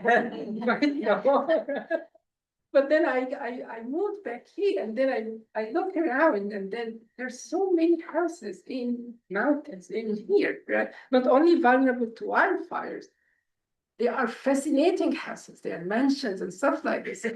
I really worry about landslides in there. Yeah, all the houses below them too. A big problem, yeah, huge problem. Well, thank you. There any other questions? Yes. Well, I appreciate you giving us the assignments, I really do. Thank you. I was thinking of. It's just as a humble request. I totally agree with, kind of making those ongoing investments, and then unfortunately, I think in political reality always is that, out of sight, out of mind, and certainly in the seismic. Yes. I feel fortunate for the most part, so we haven't had this major event. Of But course. because we haven't had the major event, it's not the topic of discussion going forward. June mentioned earlier that she and I are on this statewide committee on water supply. And there was concern that the gubernatorial candidates have not talked about water. Well, they haven't talked about water because there's no drought. Yes. If there was a drought, and it was in all of our minds, they'd be talking about it and coming up with policy. So it's kind of that constant educational. I like to, the friends I have in the legislature, I like to kind of guilt them into, you don't want to be on watch when something bad happens that you haven't necessarily prepared for. And to make sure that we keep reminding ourselves that. So I do appreciate, No, thank you. appreciate all the work, and there is a lot of synergy to move these things forward. I think we are fortunate to have the commission with this composition at this time, because I think we will get the buy-in and the support that we need to push this forward. And unfortunately, what you mentioned related to out of sight, out of mind is very true. It's a human nature. Now we actually don't think anymore about pandemic, right? It's okay. Yeah. We don't think anymore about if it's and in California, people always talk about Northridge, right? But that's 32 years ago. And so I wonder, maybe 50% of the state was not born. And if you experience an earthquake, it stuck with you. My biggest earthquake that I experienced was in Cairo, Egypt, not here. So I'm very glad I haven't experienced the big earthquake yet. But I never forget it. I was 12 years old. So that's now, I wouldn't say how many years ago this was, but but it was remarkable. I still remember it. So I hope nothing happens, right? But unfortunately, hope is not sufficiently planning. And Thank you for all your work. thank you so much. Thank you. Next director, goodbye. Thank you so much for the fantastic presentation. Given the requests of the commission, what I would recommend is that we further advance this at the July meeting with some proposals to formally produce for the commission to then consider. And objections to that approach with the July meeting. Thank you so much. Thank you for the opportunity and thanks for the support. Thank you. And was there any public? Oh, okay. Is it going to be an exam talk? Okay. Just like to point out, as important as the first shakeout scenario was, there was another scenario that was done, led by the USGS in the Bay Area, to recreate what we thought happened in the 1906 earthquake. And of course, we had no reportings of it except for how much the fault moved in different places. And based on things we've seen since, we made a simulation of what we thought the ground motion was in 1906. And it was big. And what it looked like was the ground motions that occurred in Turkey in 2023. Very similar. I mean, so in Turkey really pointed to, we knew what we were doing about the 1906, but we had the ground motions in 1906 that we ran through simulations of a number of tall steel buildings built to California codes and to Japanese codes. And what it showed was that, that in many locations, the buildings would almost certainly collapse, especially if built to California code standards. California buildings are significantly more flexible than Japanese buildings. And highly flexible buildings where you move the base of the building by more than 10 feet, the building just becomes gravitationally unstable. The base is offset from the rest of the building. Gravity brings it down. There's nothing you can do. It doesn't matter how well you built the connections. It's just baked into the design of the building from the get-go. And that seems to be what happened to many Turkish buildings, by the way. And as I look at California's future, I see many Turkish-like collapses in our future. And to me, this is the number one priority for us as California earthquake professionals. Sounded good with that. Yeah, but it's true, the Japanese code, the drift requirements twice stricter. Here, you can say 2%, Japan 1%. If it drifts less, it's less likely it will become unstable. Thank you, Tony. Thank you for, just absolutely fantastic presentation. Yeah, it really, the multi-hazard aspect of this, I think, is also really compelling, you know, that one would make an argument that if you care about fires, then you care about earthquakes. Yes. If you care about floods, you care about earthquakes. If you care about landslides, you care about earthquakes. So, you know, maybe this could be, you know, as a motive earlier as well. Maybe we can get people interested in the compound cascading disasters from an earthquake, even if they don't think about the shaking itself. Yes. And I'll just throw in there are a lot of folks in UCPR who would be very interested in interfacing with the spectacular SCEC science. Maybe they'll propagate this to some of the other consequent and interacting forms of disaster. Thank you very much, David, for bringing that up. And I think this is a crucial nexus for synergy that we should explore.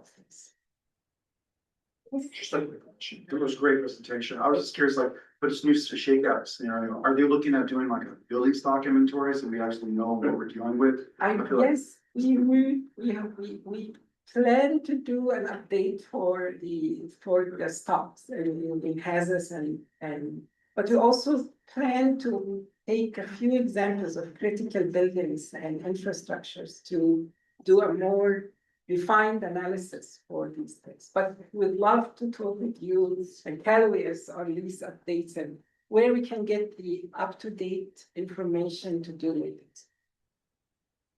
And I share your frustrations too, as speaking. But there's ways we just have to talk to deal with funding and all of that. But I know that the challenge is a lot greater than. We appreciate FEMA supports. SCEC, for example, as I'm a director, we enjoy FEMA support for its outreach activities and so on.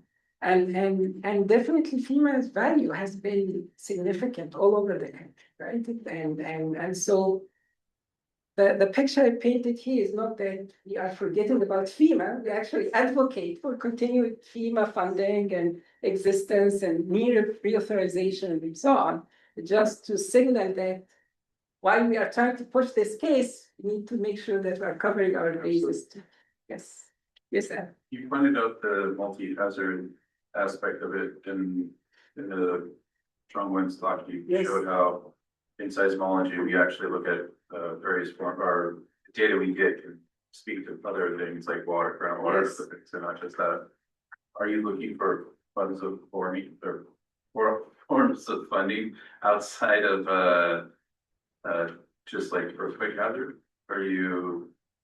I mean, we do have white papers that we kind of approach some foundations and organizations with in terms of multi-hazard and interconnected hazards. SCEC as a center has been historically kind of grounded in earthquake hazard.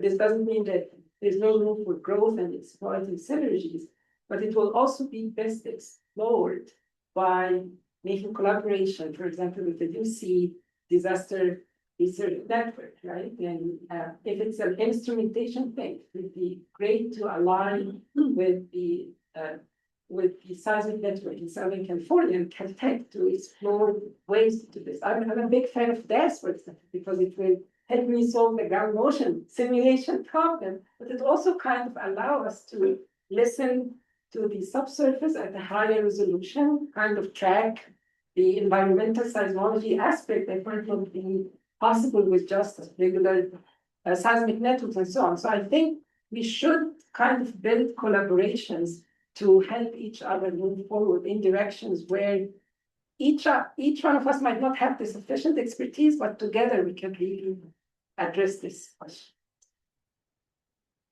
Yes. The shakeout 2.0 going to be the same scenario, like 7.8 on the Southern San Andreas? Or are you thinking about changing it up, like 7.5 aftershock on a different fault? Yeah, well, that's an excellent question. We probably will keep the earthquakes on the main fault at the same range of magnitude 7.8. We are exploring maybe just moving beyond the kinematic model to try to look at, now we know better about fault geometry, stresses and material properties. Maybe we run these dynamic ruptures and get some sort of a distribution. But then definitely one thing we'll not leave out this time is aftershocks. So an aftershock of magnitude 7.5 or 7.2 on the Hollywood fault, what would be that cause, right? And we need to figure out, of course, probabilities so that this is unbelievable, but it's in that ballpark. Yeah. All right. Thank you so much. For being here. Thank you.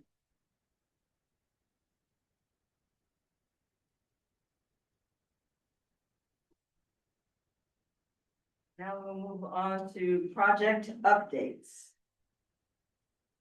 Good afternoon, everyone. We only have a half an hour left of the meeting, and so I'm gonna really move this along very quickly, which is why I'm standing in front of you now. Just quickly, the Ferndale and Turkey project. Jar, can you speak very quickly to this update of this project, please? Yes, so the project we received just for the sake of the audience, this is the doublet scenario, one in Southern California, one in Northern California, and peer is, we commissioned a peer UC Berkeley to do the risk assessment. So 4 step of deliverable, one is the level 1 regional risk assessment for the San Francisco Bay Area, and then level 2 is the focused area that to model progressive structure collapse for focus building.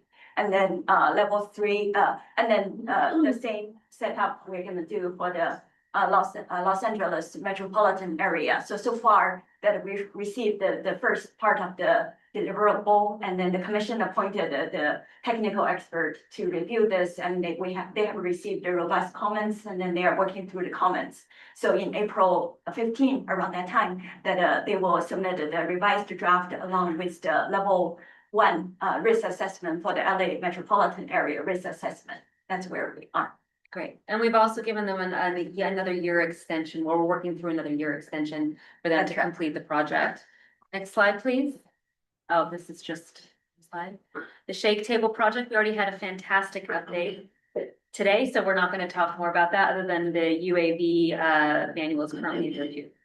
The Mobile Home Building Code project. Jar, again, would you just give us a very quick update?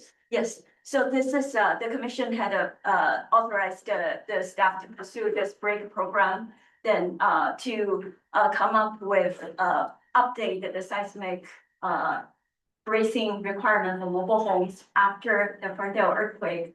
We learned over one more time that the mobile homes are more vulnerable than the conventional homes. So, and then right now they are still using the 1982 UBC in the code. So the multi-facet components for this project, that's why that took a while for us to get into the contract, because the project required literature research to understand the path failure mode, and then do the modeling and lab testing, and then geotechnical soil tests, and then using the FEMA established methodology to derive the model and then simulation, and then eventually to propose code proposal that working with HCT through the process. And then since the affordability of housing is a big concern statewide, so we are also included the feasibility cost study to make sure that we are mindful about the additional cost that it will impose to the mobile home owners. So because of that, we had 2 rounds of solicitation, and I'm very pleased to inform the chair and the commission that we selected the Applied Technology Council to contract with us to proceed with this project. They signed the letter of acknowledgement, and then we're going through the DGS for final stage of review justification for the sole bidder. And we hope to launch this project ASAP because we have a very tight deadline with FEMA. Next slide. This is our website project update. We have been working with a contractor and to update the website. We presented the 120 years of seismic safety interactive story map that is currently on our website, and we're now finishing the rest of the architecture and content development for the website. We've been working with the Cal OES IT to ensure that we have a seamless transition into the new design and website. Next slide. Jaw, do you want to do a quick, very quick update on reducing post-earthquake ignitions and improving firefighting water capacity? Yes, this is the project that Commission approved with Dr. Scarthon for the fire following earthquake, and study the exact issue that Commissioner Miyamoto mentioned, to use the shut-off valve to see how that reduce the economic loss for fire following earthquake scenario. And the second piece of component is the survey with fire station and water district. So this we are running into, we're still working through the contracting issue because UC Berkeley changed their affiliation with researchers and how they classify. So we're working with our colleagues within OES, how do we get this project moved along. Thank you, Jar. Next slide. The MindShape for structural health monitoring pilot study. We've been working with UC Berkeley on this to utilize MindShape to actually look at building health. And they have been working incredibly fast and well through this project. We estimate that they're going to be providing a report to the commission either in the July meeting or the October meeting for their final report. They also have finished a journal article and are submitting it to a journal very shortly based on this. And we're going to be very excited to deliver those findings in the next meeting. Next slide. Oh, so I get to talk about my science. I'm really excited. The 5-year work program survey results. As I presented in the March meeting, we are putting together a 5-year work program that will really provide you as a commission a framework on decision-making around what projects we want to fund and focus on, and which ones are great projects, but maybe not the focus given the resources that we have. And we did a survey. As a social scientist, I love to collect data, although anyone who knows me knows that I am not a quantitative social scientist, I'm a qualitative social scientist. But we got 7 commissioners. That might be a representative sample size of commissioners. It was open for 2 weeks from March to April in 2026. Thank you for all of the commissioners who did fill out the survey. We really appreciate it. We're just going to quickly go through some of the results. So the first one was, which of the following themes would you prioritize, and in which order would you like to see the 5-year work plan? Pretty much, it was I think 75% of the respondents wanted water system structures and gas to be the focus for the next year in 2027. Then power generation was the second option, healthcare facilities and networks, and then transportation was 4th, and cyber safety and internet was 5th. And then see, here's some of the comments that were shared with us that the commission provided. As you can see that some are saying, you know, all utilities could fit in there. Then there was an addition of looking at debris and post-seismic. I agree that that is definitely an issue. In every earthquake I've ever worked, debris has always been a huge, huge issue. And we could potentially add this to a category for sure. And then we have a comment on disaster risk reduction. And we'll get to why we're looking at critical infrastructure in a minute. And then telecommunications to be added. I also agree that that's a really important critical lifeline to add to the 5-year work plan. Next slide. So thinking, this question was around cross-cutting themes. Now, what is a cross-cutting theme? A cross-cutting theme is a theme that we would consider to support or fund regardless of what year we were in. It's sort of an evergreen theme that we think is important to consider. And so that would look like water, a water project that's presented to us that includes something around polycrisis and compounding disasters, for instance. So it would include multiple disaster contexts, and those projects might get priority funding because it includes the theme of the year and then the cross-cutting theme there. The number one cross-cutting theme was polycrisis and compounding disasters, and we really have Director Nicolas Pascal and UCDRN for bringing our attention to that terminology and all their hard work in discussing what polycrisis and compounding disasters mean. That had the most votes at 6. And then 5th was human dimensions and social sciences. Thank you very much. I think that is important as well. And including in human dimensions, economic analysis and how critically important is economic analysis is. Then in terms of the vote, we had improved safety for first responders. 4 respondents felt that was important. And then we were tied for adaptive reuse and emergent technology. And then there was an other category as well. Next slide, please. So here's some of the comments that were provided around the templates for AB 100. So in the previous work plan meeting, what we wanted to do was take our AB 100 reports, which is mandatory for certain state agencies named in the AB 100 Act to provide to the commission. And we've received reports over the years, but these reports are not consistent in the data that they provide. So what we would like to do is create a template for these reports. And we asked what topics the commission felt was important to include when we request from these departments regarding seismic safety. And here's a mention of the comments. So, you know, prioritizing consistency and measurable outcomes. I think that's a really important one to identify statewide gaps and for us to track progress.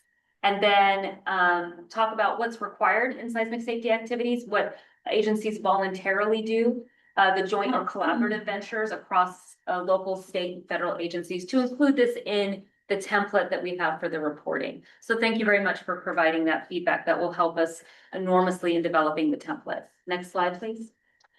And then the other part of the work program was around developing what we would call an expert elicitation process. An expert elicitation process is when we go out to a panel of experts and we give them a series of questions anonymously and ask them to give us a rapid fire analysis based on those questions. And then we would combine those questions that were provided to us, that would combine the answers that were provided to us to then produce a white paper for the commission to consider. This can be anything from helping us determine some feedback on a project. It could be feedback on an emergent issue that really needs a focus outside of the 5-year work plan. So here's some great comments here, and you guys can read them yourself. I can read them out loud. You know, I know I have a great voice, but I don't think I need to do that. So by and large, this got really, you know, universal support to do an expert elicitation process and have that availability for the Seismic Safety Commission. Next slide. So regarding a bi-monthly seminar series, so one of the things that we wanted to do is, like we did today, create more of a link between our physical scientists, our engineers, our social scientists, and have them present to the commission and or to members of Cal OES to make these public and have it be a sponsored Seismic Safety Commission event. And it could be geared towards policymakers. And here's some interesting ideas here. And really, I think this one says that the main consideration is around the staffing that we currently have, and if we can support doing a bi-monthly seminar series, given our staffing levels. And that'll be something that we will explore further in terms of when we look at how the 5-year work plan lays out. Next slide, please. Okay, that is it. That is the survey results. Thank you very much for filling them out. If you haven't filled out the survey, it's now too late for me to present it at this commission meeting. But I am always willing to take feedback on any of the things that you think hasn't been mentioned. We're gonna go back with this and now develop a written work plan to present to the July meeting for the commission to vote on or make amendments to. So that is how we're gonna take the data that was provided to us. So any discussion or feedback?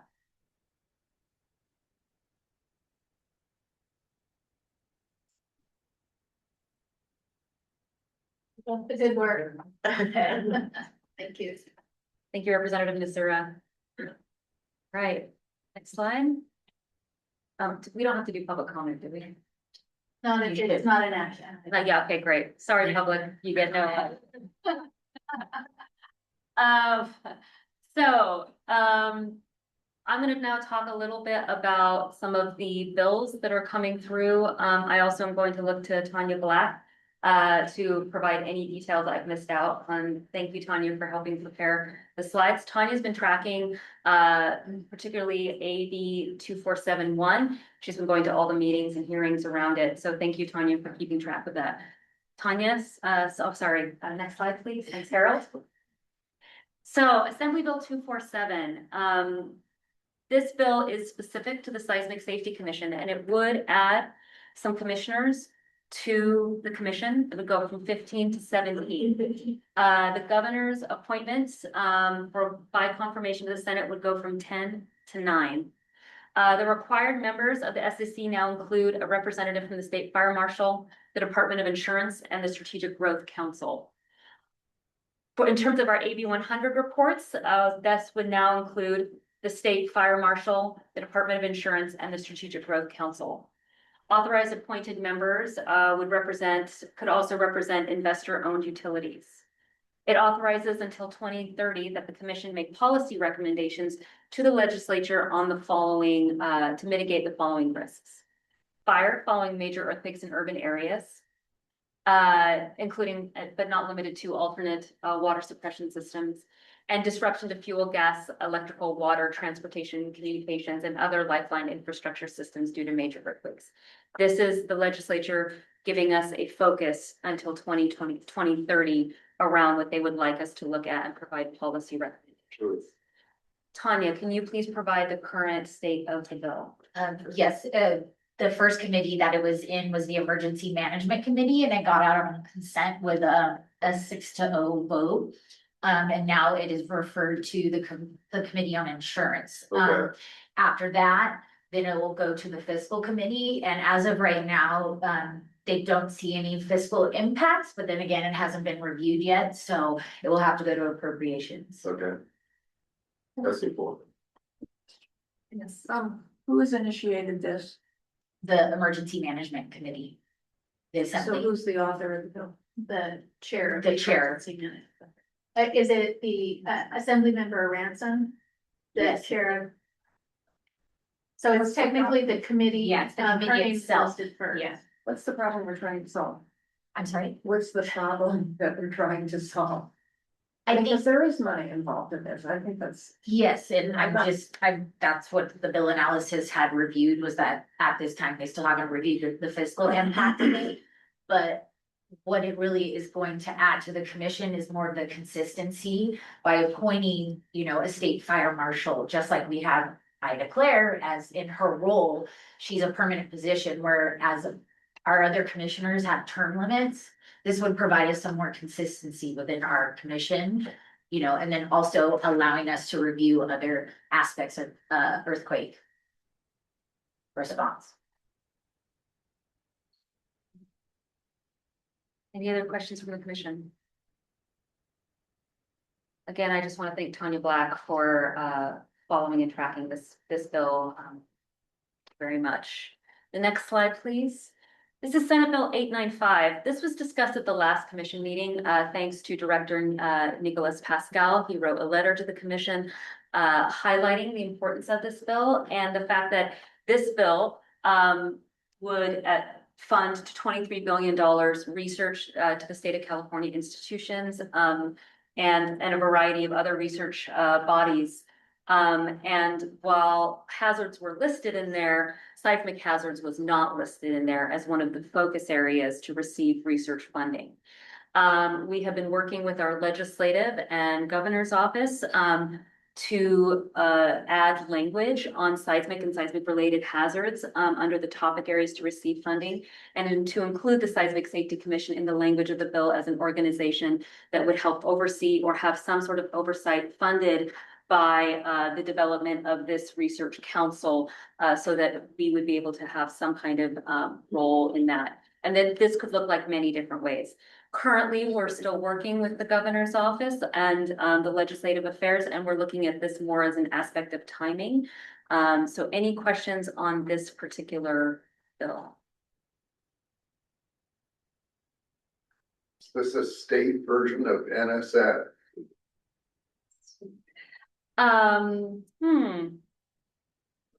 It's a good question. So what the bill does, from my reading of the bill, and I could be incorrect, it basically creates the California Foundation for Sciences and Health Research Council. It's going to be housed in the Government Operations Agency, and its job is to award grants and loans to public and private research companies, institutions, universities, and organizations for scientific research. It's actually tied to the Bond Act that was mentioned earlier. Yes. So this is a bond. And so, yeah. So this is the background of the bill. Yes, Commissioner. If it doesn't include seismic or geohazards, but it does wildfire, like wildfire, did it give other examples? Because it seems odd that seismic and geohazards would not be. Never had a big one. Yeah, this is one of the reasons why we would like to include seismic and seismic related hazards to the bill. Chair Rabbit? Yeah, I spoke to the author of the bill and he was open to including the seismic hazards. Of course, it's going to work its way through, and it is just to place it on the ballot. Yes. So the voters have to approve the bond expenditure. Correct. Any other questions? Again, we're still working through this. I just wanted to highlight that this was a discussion that we've been having, and we will have more updates in the July meeting. Thank you very much for that. Next slide. All right, for public comment, Tanya, do you want to? We have a letter with Elaine Boykin, which I think she's online right now. It's a call number. She had submitted a letter, a resolution.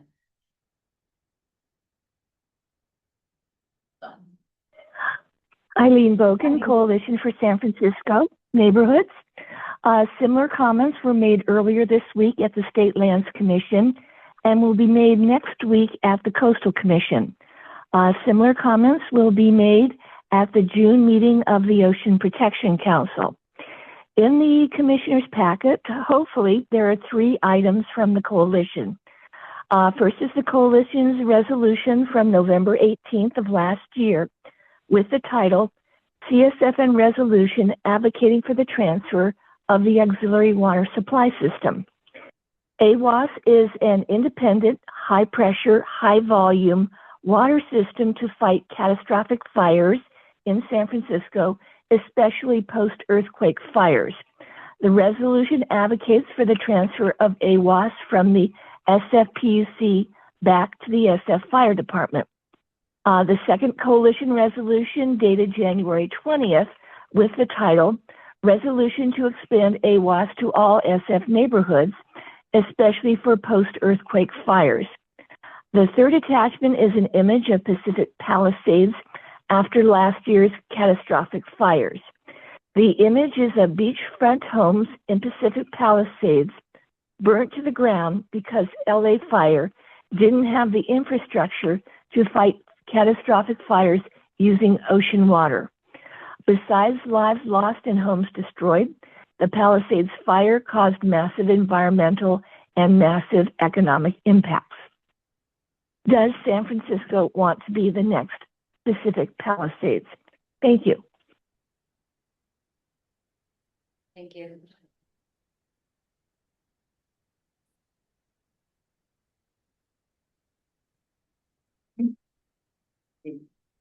Any other public comment, not on items not on the agenda?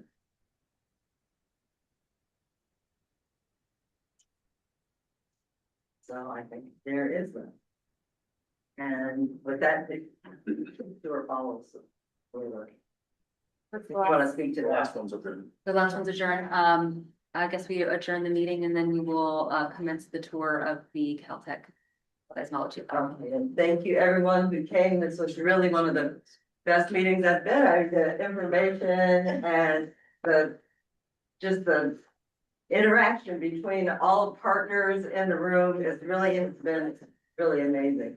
And so I appreciate that. I'm sure we all appreciate that. And we will adjourn until July.